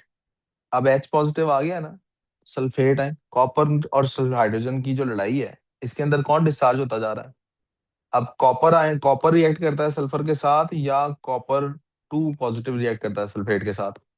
तो 2 पॉजिटिव है बीच में, अब वो तो निकलता जा रहा है, तो कॉपर नहीं सल्फेट से direct, copper less reactive elements में ना, आप इसको गौर करें, कॉपर कहाँ पे है। आप ये मत सोचिए कि कॉपर के साथ कुछ हो रहा है, कॉपर के आयंस के साथ हो रहा है जो भी हो रहा है। अस्सलाम वालेकुम मैडम, कैसी हैं आप, ठीक हैं? आगे चलें। जी, प्रोडक्ट ऐड एंड नॉट क्या बन रहे हैं जी, ऑक्सीजन और वाटर। फिर यूजिंग, अब आ जाते हैं, उसने कहा था वो कॉपर इलेक्ट्रोड्स का भी पता होना चाहिए। ये ऑलमोस्ट मैं क्लोजिंग की तरफ पहुंच गया हूँ। बेटा जब कॉपर इलेक्ट्रोड्स होंगे क्या होंगे अबू बकर? बकर क्या होगा? तो प्यारे बेटे हमेशा क्या होगा, ये कॉपर के आयंस कहाँ जाके डिस्चार्ज होते हैं? कैथोड पे। कहाँ जाके होते हैं? कैथोड पे ऑलरेडी कॉपर ही पड़ा हुआ है। कैथोड पे ऑलरेडी क्या पड़ा हुआ है? तो जब हम स्टार्ट करते हैं तो दोनों का साइज होता है एक जितना। दोनों इलेक्ट्रोड्स का साइज होता है एक जितना। दोनों का साइज होता है। आहिस्ता आहिस्ता क्या होता है, ये मोटा होता जाता है क्योंकि जो अंदर है वो कॉपर बाहर जाके इस पे लगनी शुरू हो गई है। अब आप मुझे बताइए जो इलेक्ट्रोलाइट है वो बकर, जो इलेक्ट्रोलाइट है वो इम्बैलेंस हो रहा है कि नहीं हो रहा? इलेक्ट्रोलाइट इम्बैलेंस हो रहा है कि नहीं हो रहा है? उस इम्बैलेंस को खत्म करने के लिए इधर से कॉपर उतर के पानी में शामिल होना शुरू हो जाता है। तो ये जो इलेक्ट्रोड है हमारा नेगेटिव इलेक्ट्रोड, ये मोटा होता जा रहा है। और ये जो पॉजिटिव इलेक्ट्रोड है ये बुरदा जा रहा है, पतला होता जा रहा है। जब ये काम होता है तो इस इलेक्ट्रोड में जो कॉपर के हमने इलेक्ट्रोड्स लगाए थे, इसमें हो सकता है कोई इम्प्योरिटी शामिल हो। ये जो कॉपर इधर जाके लग रही है ये 100% प्योर है। ये कॉपर 100%। तो हम क्या करते हैं, इनमें से एक इलेक्ट्रोड बहुत महंगा खरीदते हैं जिसका हमें 100% यकीन होता है ये प्योर कॉपर है। जो कैथोड पे लगाना होता है उसका हमें 100% यकीन होता है। अबू बकर आपका ध्यान नहीं है बेटा। कैथोड वाले को हम यकीन के साथ वो वाला इलेक्ट्रोड लगाते हैं जो हमें पूरा यकीन हो ये 100% प्योर कॉपर है। 100% प्योर कॉपर के साथ इधर से जो कॉपर निकल रहा है, अगर कोई इम्प्योरिटी होगी उसमें, कोई मिट्टी के पार्टिकल है, कोई सिलिकॉन का पार्टिकल है, कोई पार्टिकल है, वो नीचे पानी में गिरते रहेंगे। प्योर कॉपर इधर अंदर शामिल होती रहेगी। ये क्लियर है अबू बकर साहब? यहां हमने पढ़ लिया कि हम किस तरह से इसके जरिए प्योरिफिकेशन भी कर सकते हैं। ये कुछ एक टेबल बनाया हुआ है यार, एक्वा सोल्यूशन इन्हीं का बनाया हुआ है। NaCl डाइल्यूट हो, कंसंट्रेटेड हो, कॉपर सल्फेट हो और H2SO4 क्या होता है फिर। एनोड पे क्या क्या बनता है, इफ यू वांट टू, अगर आपको प्रिंसिपल नहीं याद हो रहा, यू वांट टू, प्रिंसिपल की बेसिस पे आप काम नहीं करना चाहते, रट्टाफाई करना है, this is the table to रट्टाफाई। आयनिक हाफ इक्वेशन उन्होंने कहा था प्यारे बेटे, these are called ionic half equations. आपको पता होना चाहिए इलेक्ट्रॉन ले रहा है कि दे रहा है, and they must be balanced. Anode की ये वाली होती हैं जिनमें आप हमेशा इलेक्ट्रॉन दे रहे होते हैं। कैथोड की ये वाली होती हैं जिसमें आप हमेशा इलेक्ट्रॉन गेन कर रहे होते हैं। प्रोडक्ट हमेशा न्यूट्रल निकलते हैं। प्रोडक्ट क्या क्यों निकलते हैं? बेटा ये इक्वेशन आप, सबसे इंपॉर्टेंट इनमें ये वाली इक्वेशन है क्योंकि ये तो बार बार इस्तेमाल हो रही है तो आपको याद ही हो जानी चाहिए।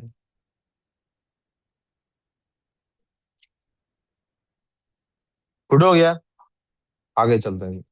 प्योरिफिकेशन के बाद आगे इलेक्ट्रोप्लेटिंग। अबू बकर साहब, मेरे पास एक चम्मच है स्टेनलेस स्टील का, मैं चाहता हूँ उसके ऊपर कॉपर चढ़ा दूं। या मेरे पास एक चम्मच है किसी टिन का, टिन का मेटल, जो एग्जांपल इन्होंने लिया उसी को इस्तेमाल कर लेते हैं। मैं चाहता हूँ कि ये जो टिन है मेरे पास, इसके ऊपर मैं कोई चीज चढ़ा दूं, कोटिंग कर दूं आयरन मेटल की। इसकी coating, a strip of iron metal with tin.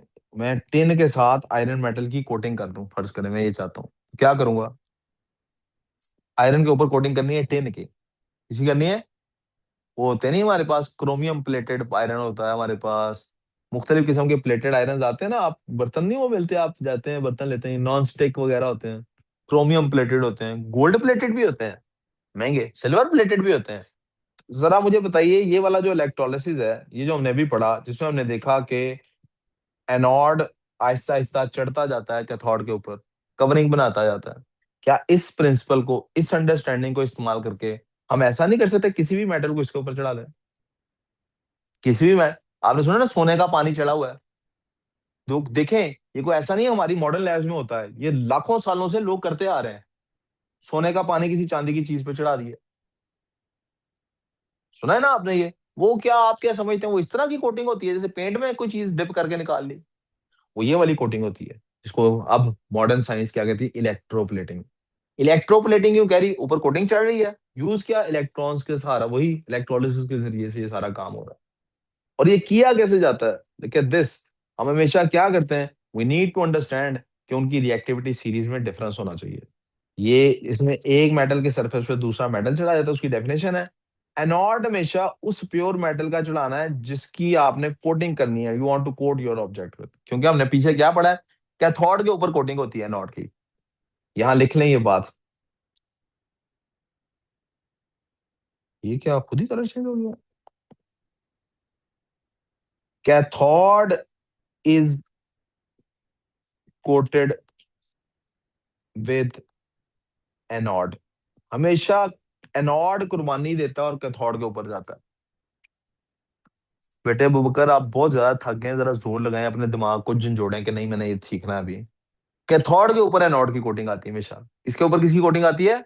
Cathode पे एनोड की। हमेशा कैथोड के ऊपर एनोड की कोटिंग आनी है। आपको इसको इस तरह से रख लें कि सैक्रिफाइस करने वाला जो मेटल है वो पॉजिटिव बिहेवियर रखता है। पॉजिटिव बिहेवियर कौन किसका होता है? सैक्रिफाइस करने वाले का। एनोड सैक्रिफाइस होता है किसके लिए? कैथोड के लिए। Okay. Cathode is coated with anode का मतलब है कि एनोड ने सैक्रिफाइस करके कैथोड के ऊपर आना है। पीछे यही नहीं हुआ बेटे। मैंने इसीलिए कहा पिछले के साथ इसको रिलेट कर लेना। कैथोड के ऊपर आ रहा है ना पॉजिटिव आयन, राइट, उसके ऊपर कोटिंग हो रही है। तो वो कहां से निकल? एनोड में से निकल के आ रहा है। ठीक है। याद रखने के लिए मैंने वो पॉजिटिव बिहेवियर को इस्तेमाल कर लिया। कैथोड एक ऑब्जेक्ट एग्जांपल है। आपने आयरन स्ट्रिप के ऊपर टेन लगाना है। अब इसमें सवाल क्या आता है? आप कैथोड किसका बनाएंगे, एनोड किसका बनाएंगे? क्या सवाल आएगा? और इलेक्ट्रोलाइट कौन सा यूज करेंगे? एनोड में जो जो एनोड है, इलेक्ट्रोलाइट और एनोड दोनों सेम होने चाहिए। यानी इलेक्ट्रोलाइट के अंदर उसी के आयंस बनने चाहिए, क्योंकि आयंस रिप्लेस करने के लिए तो आ रहा होता है एनोड से मटेरियल। अली गाजी, मटेरियल कहाँ से क्यों आता है नीचे? वो जो कॉपर नीचे आया था पिछले क्वेश्चन में, वो क्यों आया था? कॉपर आयंस को रिप्लेस करने के लिए। कॉपर आयंस किसका? इसलिए हमने इलेक्ट्रोलाइट भी कॉपर सल्फेट का इस्तेमाल किया था। ये वाले सवाल आते हैं पेपर में। So at anode 10 atoms lose electrons to form 10 ions, और कैथोड पे जाके वो गेन कर लेते हैं, वगैरह वगैरह जो भी हमारा मसला है। बेटे बहुत सारे यूज होते हैं इलेक्ट्रोलाइट्स, डिपेंड करता ना आपने किसकी कोटिंग करनी है। यूजेस ऑफ इलेक्ट्रोप्लेटिंग, ये एमसीक्यूज में सवाल आने का है। आप क्रोजन रोकते हैं, अपीयरेंस इंप्रूव करते हैं, ये दो चीजें हैं। हमारे पास एनोड पे क्या हो रहा है? ये हो रहा है जी। कैथोड पे क्या हो रहा है? ये हो रहा है जी। ठीक है बच्चों, आगे चलते हैं। This is just almost end of the chapter. Hydrogen fuel cells में क्या होता है? ये बेटे इसकी डायग्राम है। हम एक तरफ से, इधर से हम हाइड्रोजन इंट्रोड्यूस करा रहे हैं, इधर से हम O2 इंट्रोड्यूस करा रहे हैं। हाई एनर्जी इनको हमें देनी पड़ती है बाहर से। हमें इनको बाहर से हाई नहीं, ये तो खैर एनर्जी जो जा रही है बाहर वो है। हमें इनको हाई एनर्जी देनी पड़ती है बेटे। एच पॉजिटिव आयन में कन्वर्ट हो जाते हैं और वो नेगेटिव आयन में कन्वर्ट हो जाते हैं। जब भी ये आपको पता है ना, बॉन्ड मेकिंग और बॉन्ड ब्रेकिंग, वो एनर्जेटिक्स पढ़ा है ना हमने। आपको इसके बॉन्ड्स तोड़ने के लिए एनर्जी देनी पड़ेगी, इसके बॉन्ड्स तोड़ने के लिए एनर्जी देनी पड़ेगी। लेकिन जब ये बॉन्ड्स बनेंगे वापस H2O में, तो वो एनर्जी गिव आउट करेंगे। That is high energy which is converted into electrical energy. और प्रोडक्ट क्या निकल रहा है? H2O। प्रोडक्ट क्या निकल रहा है बेटे? क्या H2? अब ये हाइड्रोजन फ्यूल सेल्स के बेनिफिट्स असल में हमारा सवाल है। एडवांटेज क्या है? एक तो पोल्यूशन नहीं होती। आपका जब कार्बन वाले फ्यूल्स यूज करते हैं धुआं निकलता है, पोल्यूशन होती है। हाइड्रोजन फ्यूल सेल में पोल्यूशन नहीं होती। एनर्जी ज्यादा रिलीज करते हैं। यानी वो थोड़ा सा पेट्रोल डाल के, आप 1 लीटर पेट्रोल डालें और 1 लीटर ये इस्तेमाल करें, ये मैसिव एनर्जी प्रोड्यूस करता है। फिर इसका शोर नहीं है, और कोई पावर ट्रांसमिशन में लॉस नहीं होती। डिसएडवांटेज क्या है? जो इसमें मटेरियल यूज करने हैं ना हमने, वो बड़े महंगे हैं। ये इनको आपस में रिएक्ट कराना ना आसान काम, वरना ऑक्सीजन कितनी है एटमोस्फेयर में। हाइड्रोजन इज मोर डिफिकल्ट और एक्सपेंसिव। हाइड्रोजन थोड़ी सी है, बहुत महंगी है, एक्सपेंसिव है। लो टेम्परेचर में लेस एफिशिएंट होता है ये। Small number of hydrogen filling station है पूरी दुनिया के अंदर। अक्रॉस कंट्री लिखा हुआ है ना इसने, ये इंग्लैंड के लिए लिखा हुआ है अक्रॉस कंट्री। यहां तक मैं स्टॉप कर रहा हूँ, 2 मिनट रुक जाते हैं, फिर आगे एल्यूमिनियम स्टार्ट करता हूँ।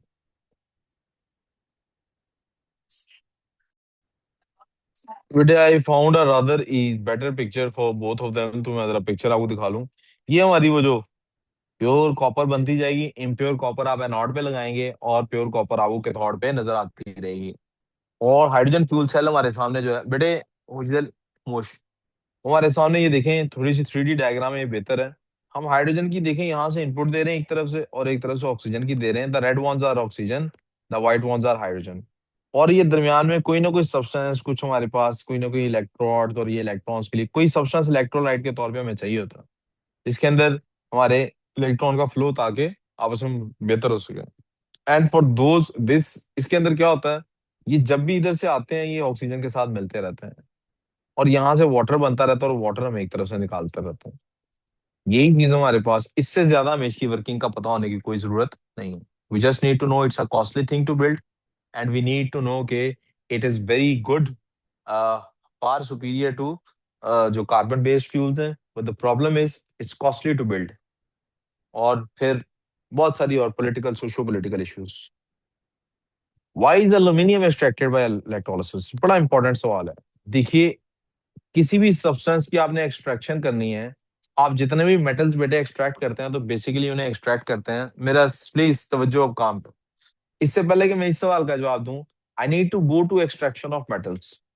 असल में हम एक्सट्रैक्शन ऑफ मेटल्स करते हैं कैसे? What do we mean by extraction? देखिए, जो मेटल्स होते हैं ना बेटे, they are very important. Some metals are, Khush Dil बेटे तेरा बिल्कुल ध्यान मेरी तरफ नहीं है, उनकी तरफ है। Some metals are rather more important than the others. किसी को कोई यूसेज है, किसी को कोई यूसेज है, किसी का काम इलेक्ट्रिसिटी में इस्तेमाल होना है, किसी को शाइनी मेटल होने की वजह से कीमती हमारा फाइनेंशियल सिस्टम उस पर चलता है, किसी को कोई किसी किसी का हमने जहाज बनाना है, किसी की बोट बनानी है। Metals are very important. तो उन्हें हम निकालना, हम कोई, वो आपको वाकया मैंने पहले भी सुनाया था, दोबारा सुना देता हूँ। एक आदमी कहता है कि मैं अब इतना तरक्की कर चुका हूँ कि अब मैं खुद इंसान बना सकता हूँ, तो खुदा तो बन गया मैं। तो अल्लाह उसको कहता है, ये किसी क्रिश्चियन ने सुनाई हुई कहानी है, यानी इस ये these called these fables are sort of, सबको पता था ये कोई इसलिए असल में नहीं हुआ। These are kind of metaphoric fables, जिनसे क्या होता है, कुछ सबक लेना हुआ। तो खुदा कहता है, अच्छा अब तुम इंसान बना सकते हो, तुम बड़े तरक्की कर गए हो, तुम खुदा बन गए हो, अच्छा चलो बना के दिखाओ। तो क्या, कैसे बनाओगे? तो वो कहता है, "ले, इसमें क्या है, मैं मट्टी लूंगा, पानी लूंगा, फलां चीज है, तीन चार चीजों के नाम।" कहता है, एक मिनट एक मिनट, अल्लाह पहली चीज पे है। कहता है, मिट्टी कितों आनी? यहाँ से। कहा, मट्टी अपनी लेके आओ, मट्टी बनाओ पहले। Where you gonna get the मट्टी फ्रॉम? आपने इंसान बनाया, आपने खुदा होने का दावा किया है, you can't use my soil और माई मट्टी और माई अर्थ, यूज योर ओन। अपनी लेके आओ, यानी रॉ मटेरियल अपना लेके आओ। जब बच्चा नहीं होता, वो कहता है, जी मैं अपना कारोबार खुद खड़ा कर सकता हूँ। तो अब्बा कहता है, जी तू बहुत बड़ा हो गया है, किस तरह? आप मुझे आप खड़ा करें ना इधर दुकान पे, देखिएगा मैं चलाता। तो अब्बा कहता है, एडा ही तू कारोबारी हो गया, अपनी दुकान खोलना फिर, अपना शुरू करो जीरो से। मैंने जीरो से स्टार्ट किया, तू जीरो। तो अगर तुमने जीरो से नहीं स्टार्ट करना है, मेरे काम पे आना है, तो पहले मुझे दिखाओ कि मेरे काम को संभालने के काबिल भी हो कि नहीं। बच्चा कहेगा, कैसे दिखाऊं? अब्बा कहेगा, जेडी तेन जिम्मेदारी दी थी पहले वो तो करके दिखा।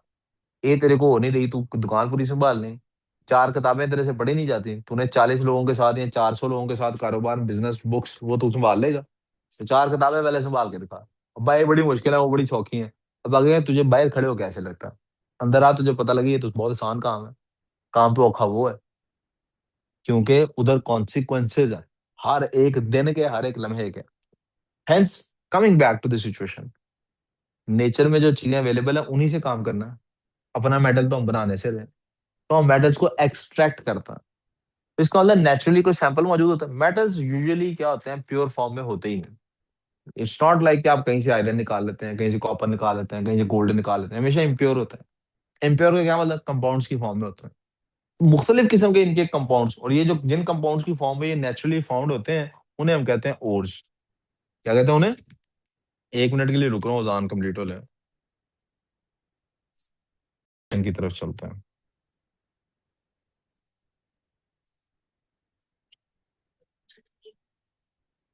सो मैं कह रहा था कि वो जिस हालत में होते हैं उसको, और ओर्स काफी सारी होती हैं, ये एक तरह की नहीं होती।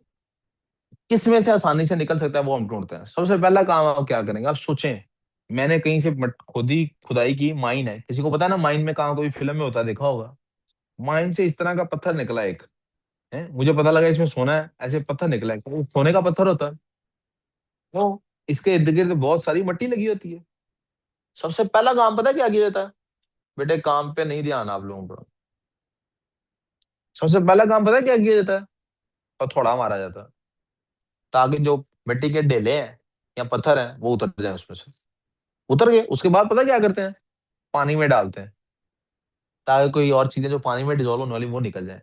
उसके बाद देखते हैं जो मेरे पास आया है ये क्या चीज है। अब देखते हैं इसके अंदर सोना है कि नहीं है।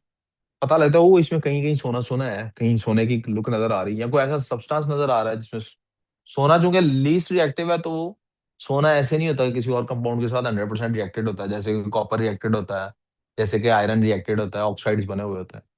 तो मैं सोने की एग्जांपल इसलिए दे रहा हूँ क्योंकि आपको सोना बहुत पसंद है। बाद बच्चों के बारे में तो सुना है मैंने, 12-12 घंटे सोए रहते हैं। पता नहीं आजकल भी कैसे सोए रहते हैं 12-12 घंटे, में समझ नहीं आता। एनीवेज, तो चूंकि आपको सोना पसंद है, मैंने सोने की एग्जांपल दे ली। आपको इस टाइम जागना है। और जागने से मुराद सिर्फ ये नहीं कि फिजिकली जागना है, मेंटली भी जागना है कि मेरे सर पे काम है, मुझे वो काम करना है। काम बाज़ औक़ात या अक्सरियत में प्रेशर की वजह से नहीं हो पाता, बंदा घबरा जाता है। घबरा क्यों रहा होता है? इस टेंशन में कि काम ठीक करना है। नो नो, अगर आपको ऑलरेडी सारा कुछ आता है बेटे, you need zero, 0%, you need any guidance from me और any one in the world. आपको नहीं आता है 100% इस टाइम पे, आपको शायद 10% भी नहीं इस टाइम पे आता। इसीलिए आपको गाइडेंस सारी चाहिए, बार बार लेक्चर्स सुनने, बार बार रिवीजन करनी, बार बार पेपर करने हैं। सिर्फ आपसे रिक्वायर्ड क्या है? चुप करके, वो जिसको कहते हैं ना, सिर सुट के लगे रहो एक लाइन पे, काम करते जाएंगे। Solve, keep solving your papers, keep solving your papers. Muscle memory build करें। पेपर की स्पेस कितनी होती है, कितना जुमला लिखा जा सकता है इस पे, कहाँ आंसर करना है, किस किस्म के क्वेश्चन आते हैं। सेम भी हमने थोड़े से पास पेपर किया, आपने देखा नहीं, सेम तरह का क्वेश्चन बार बार रिपीट हो रहा है। एक दफा दाएं कान के बारे में सवाल पूछ लेंगे, एक दफा बाएं कान के बारे में पूछ लेंगे। So, अगर किसी बंदे ने ऑनेस्ट टू गॉड ये काम किया हो, गलत ही किया हो, सॉल्व किए हो सवाल, और गलत भी कर रहा हो, तो भी डेवलप हो जाता है। अच्छा, ये ऐसे ठीक होना। Coming back to the whole thing, हम बेटे मेटल को एक्सट्रैक्ट करने के लिए पहले फिजिकल प्रोसेसेस से गुजारते हैं। फिजिकल प्रोसेसेस से गुजार लिया, मेटल अभी भी प्योरीफाई, आप कुछ केमिकल प्रोसेस लगाएंगे, क्योंकि हमें पता है पार्टिकल्स, और उसके लिए सबसे इंपॉर्टेंट क्या होगी? Reactivity series. I wouldn't recommend you guys to use this reactivity series. मैं वही वाला जो जुमला याद करा है उसी को इस्तेमाल कराना चाहूंगा। लेकिन इस रिएक्टिविटी सीरीज में सबसे इंपॉर्टेंट है ये भाई। ये कौन है भाई? ये वही भाई है जो क्या करता है, जिसको आग लगती है। जिसको क्या लगती है? We need energy to purify things. तो हम किसको जलाते हैं? इसको। एक मैंने शेर लिखा एक दफा, वो शेर बहुत छोटा सा, मुख्तसर सा है, सादा सा है, लेकिन बड़ा गहरा भी है। सिर्फ तीन तीन लफ्जों के दो उसके मिसरे में आपको सुनाता हूँ, यानी एक मिसरा 3 लफ्जों का या 4 लफ्जों का। चाय के दीवाने हो, ये एक मिसरा है। यहाँ पता ना आपको, लोगों को चाय का बहुत शौक होता, चाय पीने का, चाय बनाने का। सर दुख रहा है, चाय, मेहमान आए, चाय बनाओ, फौतगी होगी, चाय बनाओ, बच्चा पैदा हो, चाय बनाओ, हर चीज पे चाय बनाओ, चाय बनाओ, चाय बनाओ, राइट? चाय के दीवाने हो, दूध को जलाते हो। समझ आइए? वो दूध पकाते हैं ना उसके लिए, तो यू बेसिकली बर्न। तो in life, when you are into one thing, so ignore everything else. आप गेम्स में इंटरेस्टेड है, पेरेंट्स को, पढ़ाई को इग्नोर करते हैं, तो उनका दिल जलता है इससे। दैट्स व्हाई दूध को पकाते हो की बजाय दूध को जलाते हो। But on the face of it बहुत सादी सी बात है। मैं ये नहीं कह रहा को बहुत डीप शेर है कुछ, बस सादी सी एक दोस्तों में बैठे हुए एक तहरीर सी बना दी हमने। उस तहरीर का इधर क्या ताल्लुक है? भाई कार्बन भाई है इधर। कार्बन भाई को जलाते हैं हम एक्सट्रैक्शन के लिए, एनर्जी रिलीज करते हैं ये। एक और मजे की बात है, हमें जो मेटल्स ज्यादा तादाद में चाहिए, ज्यादा क्वांटिटी में चाहिए, वो हैं ये वाले। हम इनको जरा ब्लू कर लेते हैं। आज क्या है? वो ब्लू है, पानी पानी क्या है? क्या है वो घटिया सा शेर, वो घटिया सा गाना?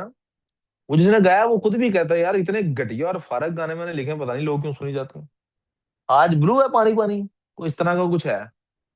तो जो ब्लू है पानी पानी, ये वाले मेटल्स हमें चाहिए। सोचें जरा, क्या हमें एल्यूमिनियम नहीं चाहिए? जहाज बनते हैं भाई इससे। जिंक, जिंक चाहिए भाई हमें। हम इसको, जिंक को इस्तेमाल करते हैं आयरन की कोटिंग करने के लिए, ताकि आयरन को जंग ना लगे। जिंक प्रिवेंट्स जंग। हमें आयरन नहीं चाहिए? चाहिए भाई, जो इसमें आयरन ना हो तो लड़कियों को कपड़े नहीं इस्त्री करने आते। नहीं ये वो वाली आयरन नहीं है सच, ये तो मेटल वाली है। आयरन तो चाहिए चाहिए। क्यों? कितना कुछ बनता है आयरन से। फिर hydrogen is not a metal, but we are not gonna talk about hydrogen, we are talking about extraction of metals. So let's cut this out. Copper चाहिए कि नहीं जी भाई? नींद आ रही है? क्यों?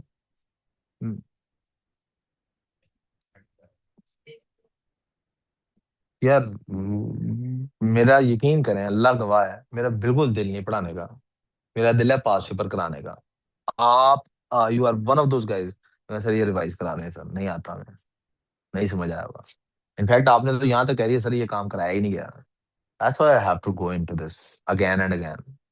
मैं इसको कितने ही दिन टालूंगा? इसी का आज हमने काम रखा हुआ था पास पेपर से करने का। नहीं, पास पेपर से यही टॉपिक करना है ना, तो आधा करके छोड़ दूं इधर। मतलब जहां पे भी दैट मीन्स हाथी निकल गया पूंछल रहेगी, छोड़ दूं, सवाल ही उसके बारे में आए। बेटे कंक्लूजन पता है कितना इंपॉर्टेंट होता है?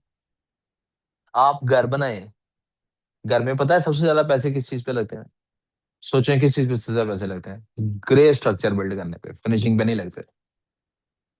सबसे ज्यादा मेहनत किस पे लगती है? ग्रे स्ट्रक्चर बिल्ड करने में। सबसे ज्यादा टाइम किस पे लगता है? ग्रे स्ट्रक्चर बिल्ड करने पे। सबसे ज्यादा इकोनॉमी किस पे चलती है? ग्रे स्ट्रक्चर पे चलती है। घर महंगा हो जाता है, ग्रे स्ट्रक्चर का मटेरियल महंगा हो जाता है, लेकिन ग्रे स्ट्रक्चर में हम रह सकते हैं। घर का रेट किस चीज से लगता है? फिनिशिंग कैसी हुई है? पता है ना इस बात का आपको? घर का रेट कौन सी चीज बनाती है? फिनिशिंग कैसी हुई है। लेकिन आप ग्रे स्ट्रक्चर अच्छा ना हो, फिनिशिंग कर सकते हैं अच्छी? भाई ग्रे स्ट्रक्चर नहीं आप बिल्ड होने दे रहे। वापस आते हैं। भाई हमें कॉपर चाहिए होती है, क्यों? बिजली की तारें इसमें, you know these are very, बहुत सस्ती पड़ती है बिजली कॉपर की तारें। सिल्वर एक तो प्रेशियस मेटल्स में से है, दूसरा कॉइनेज कॉइन वाले मेटल्स है, दूसरा सिल्वर की भी तारें इस्तेमाल होती थी पहले। गोल्ड, यूनो, सोना, लीस्ट रिएक्टिव मेटल। इसके बाद भी और हैं, प्लेटिनम है वगैरह, पूरा नॉट इंटरेस्टेड इन देम। तो कार्बन भाई का एक फायदा तो ये है कि कार्बन को हम जला लेते हैं। कार्बन भाई का दूसरा फायदा ये इनमें से सबसे ज्यादा रिएक्टिव है। एक एल्यूमिनियम को छोड़ के बाकी सबसे ज्यादा।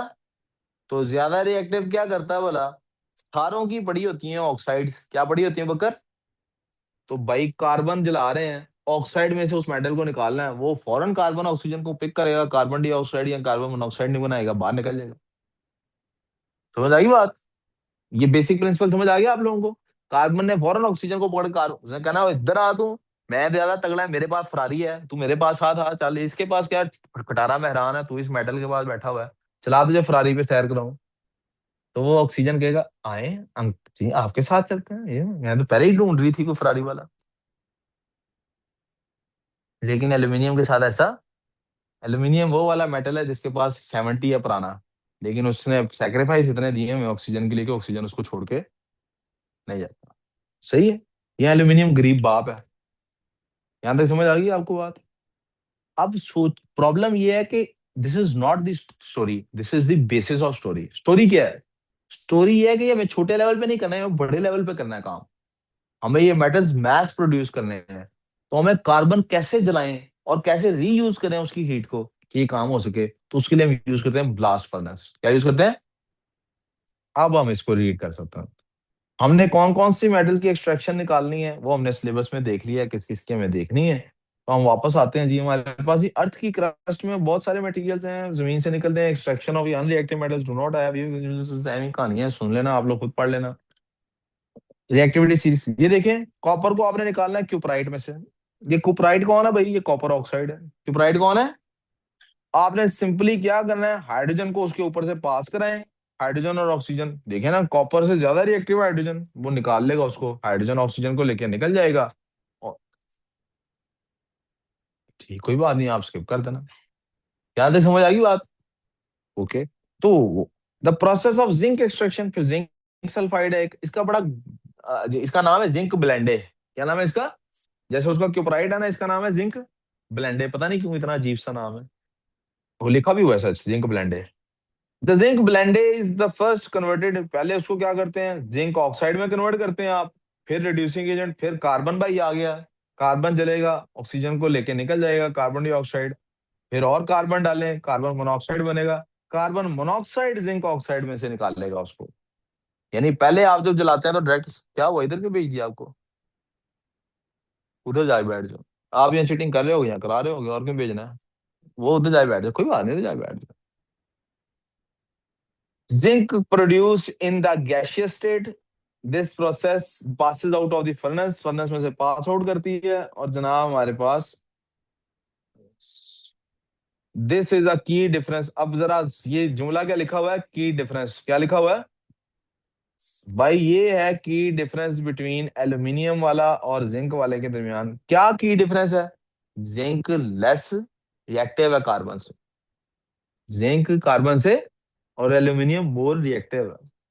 अगले वाले को भी दे, यूसेज ऑफ जिंक आपने याद कर लेने हैं, पहले आप पढ़ चुके हैं, मैंने 3 4 दफा कहीं इस्तेमाल किए हैं। ब्रास के अंदर होती है 70% कॉपर, 30% जिंक, स्ट्रॉन्ग बना देती है, क्रोजन को रोकती है। इलेक्ट्रोलाइटिकली भी ये इंपॉर्टेंट, जिंक के भी हम इलेक्ट्रोड यूज करते हैं। जो ड्राई सेल हमारे इसमें डलता है बैटरी में, उसमें जिंक डाली होती है। आयरन एक इंपॉर्टेंट है जी, हेमाटाइट। मैं इस डिफरेंस के ऊपर वापस आऊंगा 1 मिनट के बाद। ओके, आई कम बैक। तो ये जो बड़ा कहा उसने, ये एल्यूमिनियम और इसमें बड़ा डिफरेंस है, वो क्या डिफरेंस है, I come back to it. Haematite कौन है बेटे? ये बेटे हेमाटाइट एक हैंडसम ओर है आयरन की। इसकी ये लिखी हुई है जी, आयरन हेमाटाइट ओर है जी। इसके अंदर हमें रॉ मटेरियल के जी, कोक से मुराद कार्बन ही है, लाइमस्टोन से मुराद कैल्शियम कार्बोनेट है, एयर से मुराद ऑक्सीजन है। और ये देखिए इसका, ये हमारे पास लास्ट, ये इसका 2-3 पेपरों में सवाल आया हुआ है, ये इसकी तस्वीर बनी होती है और कहते हैं जी किधर से क्या इंट्रोड्यूस करा रहे हैं। अगर आपने पास पेपर सॉल्व किया है, यू मस्ट हैव सीन के पेपर के अंदर ये तस्वीर आती है और लिखा होता है कहाँ से क्या इंट्रोड्यूस करा रहे हैं, राइट। इंट्रोड्यूस कर कराना है, इसका चैम्बर टिल्टेड होता है, ये देखें अंदर से ये टिल्टेड है पाइप्स। आप इंट्रोड्यूस एक तरह से air, what I mean by air is oxygen introduce कराते हैं आप। और एक आपके पास 3 डिफरेंट लेयर्स में जोन्स बने होते हैं, यानी ये ऊपर की तरफ इसको आपने ट्रेवल कराना है। ब्लास्ट फर्नेस है, नीचे से हीट अप करेगा उसको। सबसे पहले आप इंट्रोड्यूस कराते हैं कार्बन, ताकि कार्बन डाइऑक्साइड बने। कार्बन को आग लेती कार्बन डाइऑक्साइड बनती। वो कार्बन डाइऑक्साइड वापस इसके साथ कार्बन के साथ मजीद हीट अप करते हैं उसको, तो कार्बन मोनोऑक्साइड बनती है। क्या बनती है? इस कार्बन मोनोऑक्साइड ने क्या करना है, आयरन को कहना है दे मैंने ऑक्सीजन, मैंने वापस कार्बन डाइऑक्साइड बनानी है। इसने उसमें से निकालनी है हेमाटाइट में से ऑक्सीजन, और प्योर आयरन हमारे पास आना है। उस प्योर आयरन को हमने इधर से पाइप में से ये नीचे ले आना है। चल भाई आयरन तू बाहर हो जा। वो रेड होगी, आपने कभी स्टील मिल की कभी वीडियो भी देखी हो, वो रेड कलर के निकलते हैं, रील्स चलती हैं कि कितना मुश्किल काम ये करते हैं। और जो वेस्ट गैसेज हैं, क्या वेस्ट गैसेज, कार्बन डाइऑक्साइड है, बाकी वेस्ट हो जाएगी ना अगर हम रीयूज नहीं कर पा रहे, बाहर निकाल दें। कैल्शियम ऑक्साइड का क्या काम है? ये कार्बन, कैल्शियम ऑक्साइड में कैल्शियम कार्बोनेट ऊपर से हम डालते हैं, एक तरफ से लाइमस्टोन और एक तरफ से अपना आयरन और साथ कोयला। कैल्शियम कार्बोनेट जो शुरू में कार्बन डाइऑक्साइड चाहिए थी ना, उसके लिए इस्तेमाल होती है। कैल्शियम कार्बोनेट को आप हीटअप करते हैं जब, तो वो डिकम्पोज होके क्या कर देता है, कैल्शियम ऑक्साइड और कार्बन डाइऑक्साइड बना देता है। वो शुरू में जो कार्बन डाइऑक्साइड यूज करनी थी वो हमने यहाँ से निकालनी थी, अब वो बार बार करता है। कैल्शियम कार्बोनेट है क्या, लाइमस्टोन है, पत्थर है, डाल देते हैं। फिर वो गर्म भी रहता है, हीट का भी काम देता है, हीट भी रीयूज होती है। यही बात यहाँ पर जोन 1, जोन 2, जोन 3, जोन 3 में। पहले जी कार्बन और ऑक्सीजन से कार्बन डाइऑक्साइड बनाए, फिर कार्बन डाइऑक्साइड और कार्बन से कार्बन मोनोऑक्साइड बनाए, फिर कार्बन मोनोऑक्साइड को इसके साथ लगाएं। ये वो जो राइट साइड पे सिलेबस में इक्वेशंस लिखी हुई थी, ये जो राइट साइड पे एक सिलेबस में इक्वेशंस लिखी वो इक्वेशंस है। फिर फेरस ऑक्साइड यानी हेमाटाइट को आप कार्बन मोनोऑक्साइड से रिएक्ट करें, आयरन बाहर निकल गई, और देखें ये लिक्विड फॉर्म में बाहर निकली, मेल्टेड फॉर्म में। लाइमस्टोन को ऊपर से ऐड करते हैं ताकि मजीद ये, लाइमस्टोन क्यों करते हैं, ताकि वो इम्प्योरिटीज को रिमूव कर सके। कैल्शियम कार्बोनेट के जो होता है उसके अंदर वो डिकम्पोज होता है कैल्शियम ऑक्साइड और कार्बन डाइऑक्साइड बनाने के लिए। ये जो कैल्शियम ऑक्साइड है ये रिएक्ट करती है वो जो मिट्टी वाला सब्सटेंस नहीं है, सिलिकॉन डाइऑक्साइड को, रेत को, मटेरियल, और वो स्लैग की सूरत में यहाँ लेयर बन जाती है। जैसे दही के ऊपर मलाई नहीं जम जाती, कस्टर्ड के ऊपर लेयर आ जाती है, ऐसी लेयर इसके ऊपर आ जाती है। उसको हम हाथ से, हाथ से नहीं एक्चुअली, हाथ बहुत गर्म है, मतलब आप उसको फिल्टर के साथ उठा के किसी भी चीज से उठा के साइड पे फेंक देते हैं। स्टील बनाना है आपने। अब आयरन वैसे आमतौर पे जो मोल्टन आयरन होता है ना, उसमें 96% आयरन होता है, और बाकी इसके अंदर ये सब्सटेंसेस होते हैं। ये ब्रिटल है, स्टील जल्दी टूट जाता है। स्टील की चादर जो होती है ये बाहर टूट जाती है, थोड़ा मारे टूट जाती है। और थोड़ा मारे तो क्या होता है, यार ये सेल उधर तक चला गया है, ये उठा देना, बस यार दिल ही तो है, टूट ही जाता है। खैर, लेकिन हम क्या करते हैं, बाकी इंप्योरिटीज इसमें से रिमूव करते हैं और हमारे पास थोड़ी सी कार्बन रहने देते हैं। उससे क्या होता है, वो माउस भी उठा दे यार, यार किस्तों में उठा रहा है, इसका ढक्कन भी कहीं होगा, होगा कहीं ना कहीं। वो इसके ऊपर, चेयर के ऊपर गिरा है, ये पता नहीं इतनी ऊपर कैसे चला गया है, को भी नहीं यार। अच्छा सर, टेल्टिंग फर्नेस के अंदर रखते हैं जहां पे कन्वर्जन की जाती है स्टील में, oxygen and powdered calcium oxide add करते हैं इसके अंदर, आयरन के अंदर। इससे क्या होता है, बाकी इंप्योरिटीज को एब्जॉर्ब कर लेता है। Phosphorus, silicon and sulphur their oxides which are all acidic. Carbon dioxide and sulphur dioxide gases होती हैं, वो बाहर निकल जाती हैं। The acidic silicon and phosphorus oxides react with powdered calcium oxide, ये वापस सिलिकेट बना लेता है, सिलिकेट कैल्शियम सिलिकेट बना लेता है। और हमारे पास 3 किस्म का स्टील होता है, ये आपको याद करना है। एक स्टेनलेस होता है, इसमें 20% क्रोमियम और 10% निकल होता है। एक टंगस्टन स्टील है, बहुत मजबूत होता है, 5% टंगस्टन इसमें डाला जाता है। और एक मैग्नीज स्टील है, इसमें 13% मैग्नीज होता है। कहाँ कहाँ इस्तेमाल होते हैं? स्टेनलेस आपको पता है घरों में इस्तेमाल होता है। टंगस्टन स्पीड कटिंग टूल्स के लिए इस्तेमाल होता है, और ड्रिल्स के लिए मैग्नीज स्टील इस्तेमाल होता है। ये इनकी स्ट्रेंथ लिखी हुई है। यहाँ तक को प्रॉब्लम, द लास्ट 5 मिनट्स। अब आगे उस बात पे लास्ट 5 मिनट्स, इसके बाद पास ब्रेक, ब्रेक के बाद पास पेपर, मैथ्स के बाद पास पेपर। अब जरा वापस आ जाए, सुने, काम सुने, सिर्फ काम पर काम सुने प्लीज, काम। हम पर इसका फिजिक्स केमिस्ट्री का टेस्ट नहीं ले रहा हूँ, उसकी जगह काम करा रहा हूँ।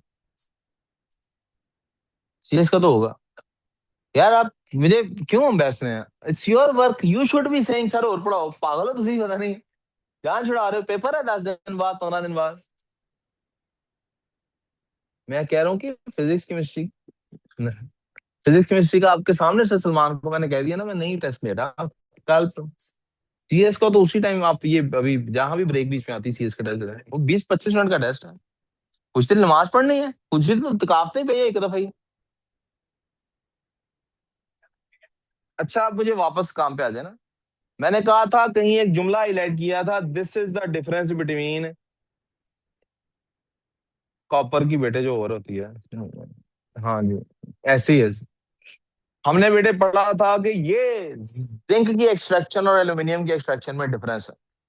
क्या डिफरेंस है बेटे? ये सारे एलिमेंट्स जिनकी हमने एक्सट्रैक्शन की, कार्बन से लेस रिएक्टिव है। आर पे कार्बन मोनोऑक्साइड डाली, उसने ऑक्सीजन एब्जॉर्ब की, मेटल प्योर करके आपको दे दिया। बेटा एल्यूमिनियम ऐसे नहीं है। फिर जब ऐसे एल्यूमिनियम नहीं है, तो फिर एक प्रॉब्लम क्रिएट हो गई है। हमें एल्यूमिनियम के लिए क्या करना है? तो हमने एक नया मेथड उसके लिए अडॉप्ट किया है कमर्शियल लेवल पे, एंड दैट इज इलेक्ट्रोलिसिस। क्या किया उसके लिए हमने? इलेक्ट्रोलिसिस का इस्तेमाल किया। क्यों? रिएक्टिविटी की वजह से। इस पे वो मेथड नहीं लग पा रहा, हालांकि कार्बन के करीब है, बहुत दूर भी नहीं है, but still carbon is more reactive than this ना। तो कार्बन इसको नहीं, oxygen, sorry, aluminium is more reactive ना, कार्बन इससे ऑक्सीजन नहीं छीन पा रहा। कार्बन लेके आता अपनी तरह से अपनी फरारी, आना मेरे साथ चलेगी। एल्यूमिनियम कहता है चल दौड़, मेरे पास बुगाटी है मेरे पास पता नहीं क्या क्या है, मैं रोल्स रॉयस पे फिरने वाला हूँ, तू कितने चल दौड़े तो। मेरे पास जहाज है, प्राइवेट जेट है।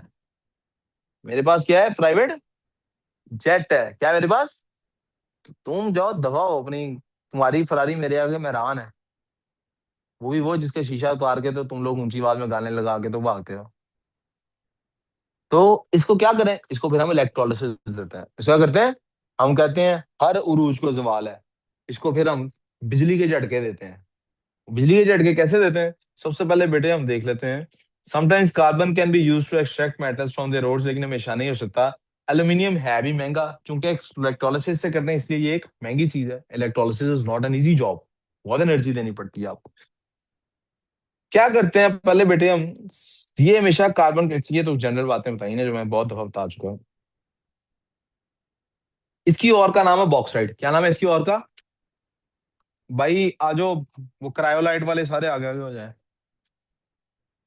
मस्जिद में ना वो शुरू होने लगता है ना दर्स सर्स, हाँ जी, फलाने आगे आगे हो जाए जी, तकाफ वाले आगे आगे होके बैठ जाए जी, तरावियों वाले इधर होके बैठ जाए, ऐसे करते हैं। क्रायोलाइट वाले इधर आगे आगे होके बैठ जाए जी। सर, बॉक्साइड हमारे पास पहले प्योरीफाई होती थी एल्यूमिनियम ऑक्साइड के लिए। सुने प्लीज अब, एल्यूमिनियम ऑक्साइड का मेल्टिंग पॉइंट बहुत हाई होता है, तो सबसे पहले इसको हम क्रायोलाइट में डिसॉल्व करते हैं। क्रायोलाइट क्या होता है? Sodium aluminium chloride. इसको हम, इसका मेल्टिंग पॉइंट कम है, लेकिन ये हीट ट्रैप कर लेता है।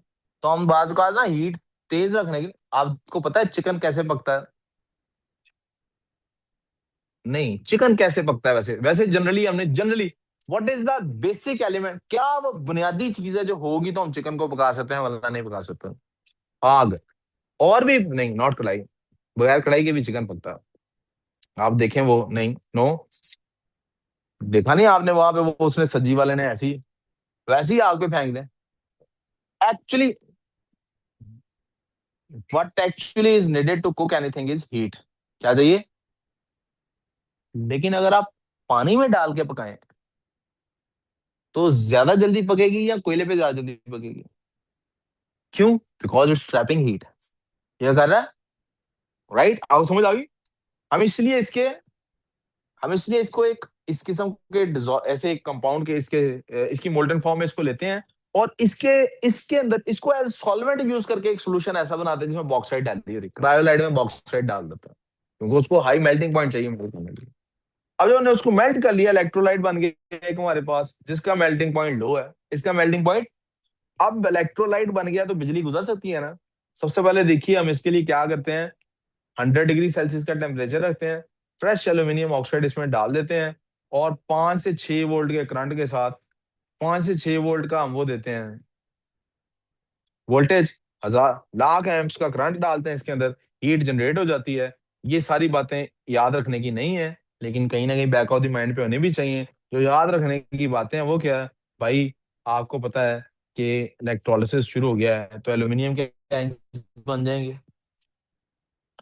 भाई ऑक्सीजन के आयंस बनेंगे, भाई हमारे पास एल्यूमिनियम के जो आयंस हैं वो जाके हमारे कैथोड के ऊपर, और ऑक्सीजन के आयंस हमारे एनोड के ऊपर जाके डिस्चार्ज होंगे। भाई फिर क्या होगा, हमारे पास जो कुछ ऑक्सीजन प्रोड्यूस होगी वो कार्बन डाइऑक्साइड में कन्वर्ट होती रहेगी। यहाँ तक वो प्रॉब्लम, इसकी वजह से कार्बन एनोड जो होते हैं वो आपका सवाल आ गया। ये वो वजह है, कार्बन के हमने ग्रेफाइट के डाले ना, हमने इलेक्ट्रोड कौन से डाले हैं, तो कार्बन तो रिएक्टिव है, कार्बन क्या है, अभी बेटा ऐसे तो आता होता पेपर में सॉल्व करना होता ना, तो भी देखते हैं ना पास पेपर आपने जो किए होंगे भी टैली करेंगे मैथ्स की क्लास के बाद। मैथ्स की क्लास को ऑफिशियली टाइम क्या भेजा हुआ है, 5:30 6:30, तो भी 5:30 से पहले देना, आज मैच शुरू हो रही, दे लो कैसी बात, ले रही है ना कि नहीं। अच्छा, सुने तो सही है, ये तो फिर ये भी एक प्लेरी होती है। सर कार्बन तो नहीं, मैंने इनर्ट। आपके इन शिकवों को खत्म करने के लिए मैंने ये काम कर दिया, मैं कहा जी पूरा प्लान ही चेंज कर दें, ਤੁਹਾਡਾ दिल नहीं पढ़ाता तो मैं पागल हाँ बार बार लगा, पास पेपर अनाउंस किया करूंगा, ये वाले पास पेपर कर रहा हो, प्रॉब्लम्स अपनी आगे पूछ लो, जिसने नहीं आना घर बैठे, घर सिर्फ मैं फोन करके ये कह दूंगा, ब्रदर मुझे लगता है कि ये होता है पढ़ने का तरीका, आपके बच्चे को और आपको लगता है कि ये तरीका नहीं होता, आई थिंक पेट्रोल बचाना इस वक्त ज्यादा जरूरी है, रखें घर, मेरी कोई जिम्मेदारी नहीं रिजल्ट की। सही है, आगे चले, ये एक तंज होगा छोटा सा। खैर आगे चलते हैं, सुने सुने सुने सुने काम, किंजा कहती सर कार्बन तो सर इनर्ट कार्बन, कार्बन कब इनर्ट होता, कार्बन तो इनर्ट नहीं होता बच्चों, क्या कार्बन एक इनर्ट एलिमेंट है, कार्बन तो पूरी कायनात में सबसे ज्यादा रिएक्टिव है, हर किसी के साथ चिपक जाता है, च्युइंगम है ये तो।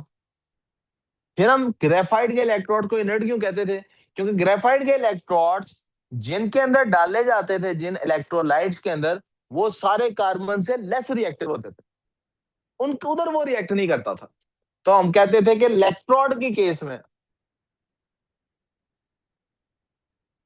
कार्बन से ज्यादा रिएक्टिव तो ये खोल रहे हैं ना एल्यूमिनियम वाला, कार्बन से ज्यादा वाला तो ये है ना, वो कार्बन से नीचे है ना रिएक्टिविटी सीरीज में, तो ये ठीक है ना, खुश है, मेरी बात समझ आई किंजा।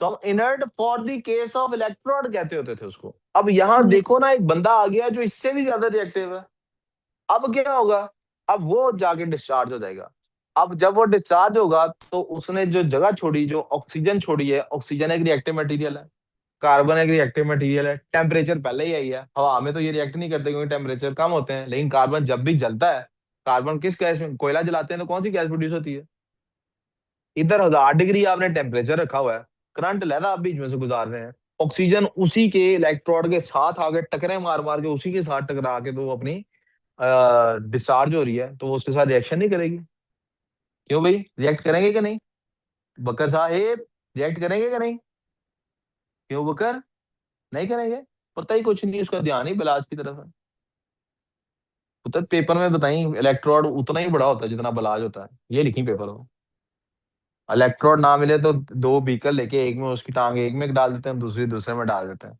वो बलाज का चेहरा चमकने लग जाता है, ये लिखी पेपर में, ठीक है ना, ऐसे तो बनाऊं, ऐसे एक इधर होता है एक इधर होता है, ये बलाज है, तो एक टांग इधर है ये है, ये लिखेगा ना पेपर में, ये बल्ब जगमगा रहा है, इधर मेरी तरफ ध्यान दे ले भाई, बाल खड़े हो जाएंगे इसके, अब ध्यान दे लो काम पे।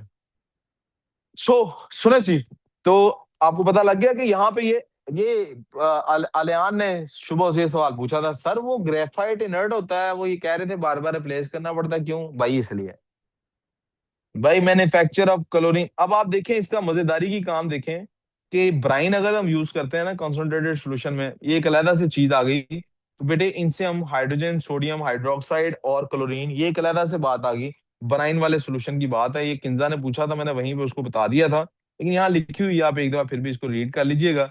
क्लोरीन गैस भी हमारे लिए इंपॉर्टेंट है, सोडियम हाइड्रोक्साइड भी इंपॉर्टेंट है, और हाइड्रोजन भी हमारे लिए इंपॉर्टेंट है। And that's it. ठीक हो गया सर? कोई कंफ्यूजन? रिकॉर्डिंग बंद कर रहे हैं, मैथ्स की क्लास होगी असल की ब्रेक के बाद, और उसके बाद क्या होगा जी, पास्ट पेपर डिस्कस करेंगे इंशाल्लाह। आप लोगों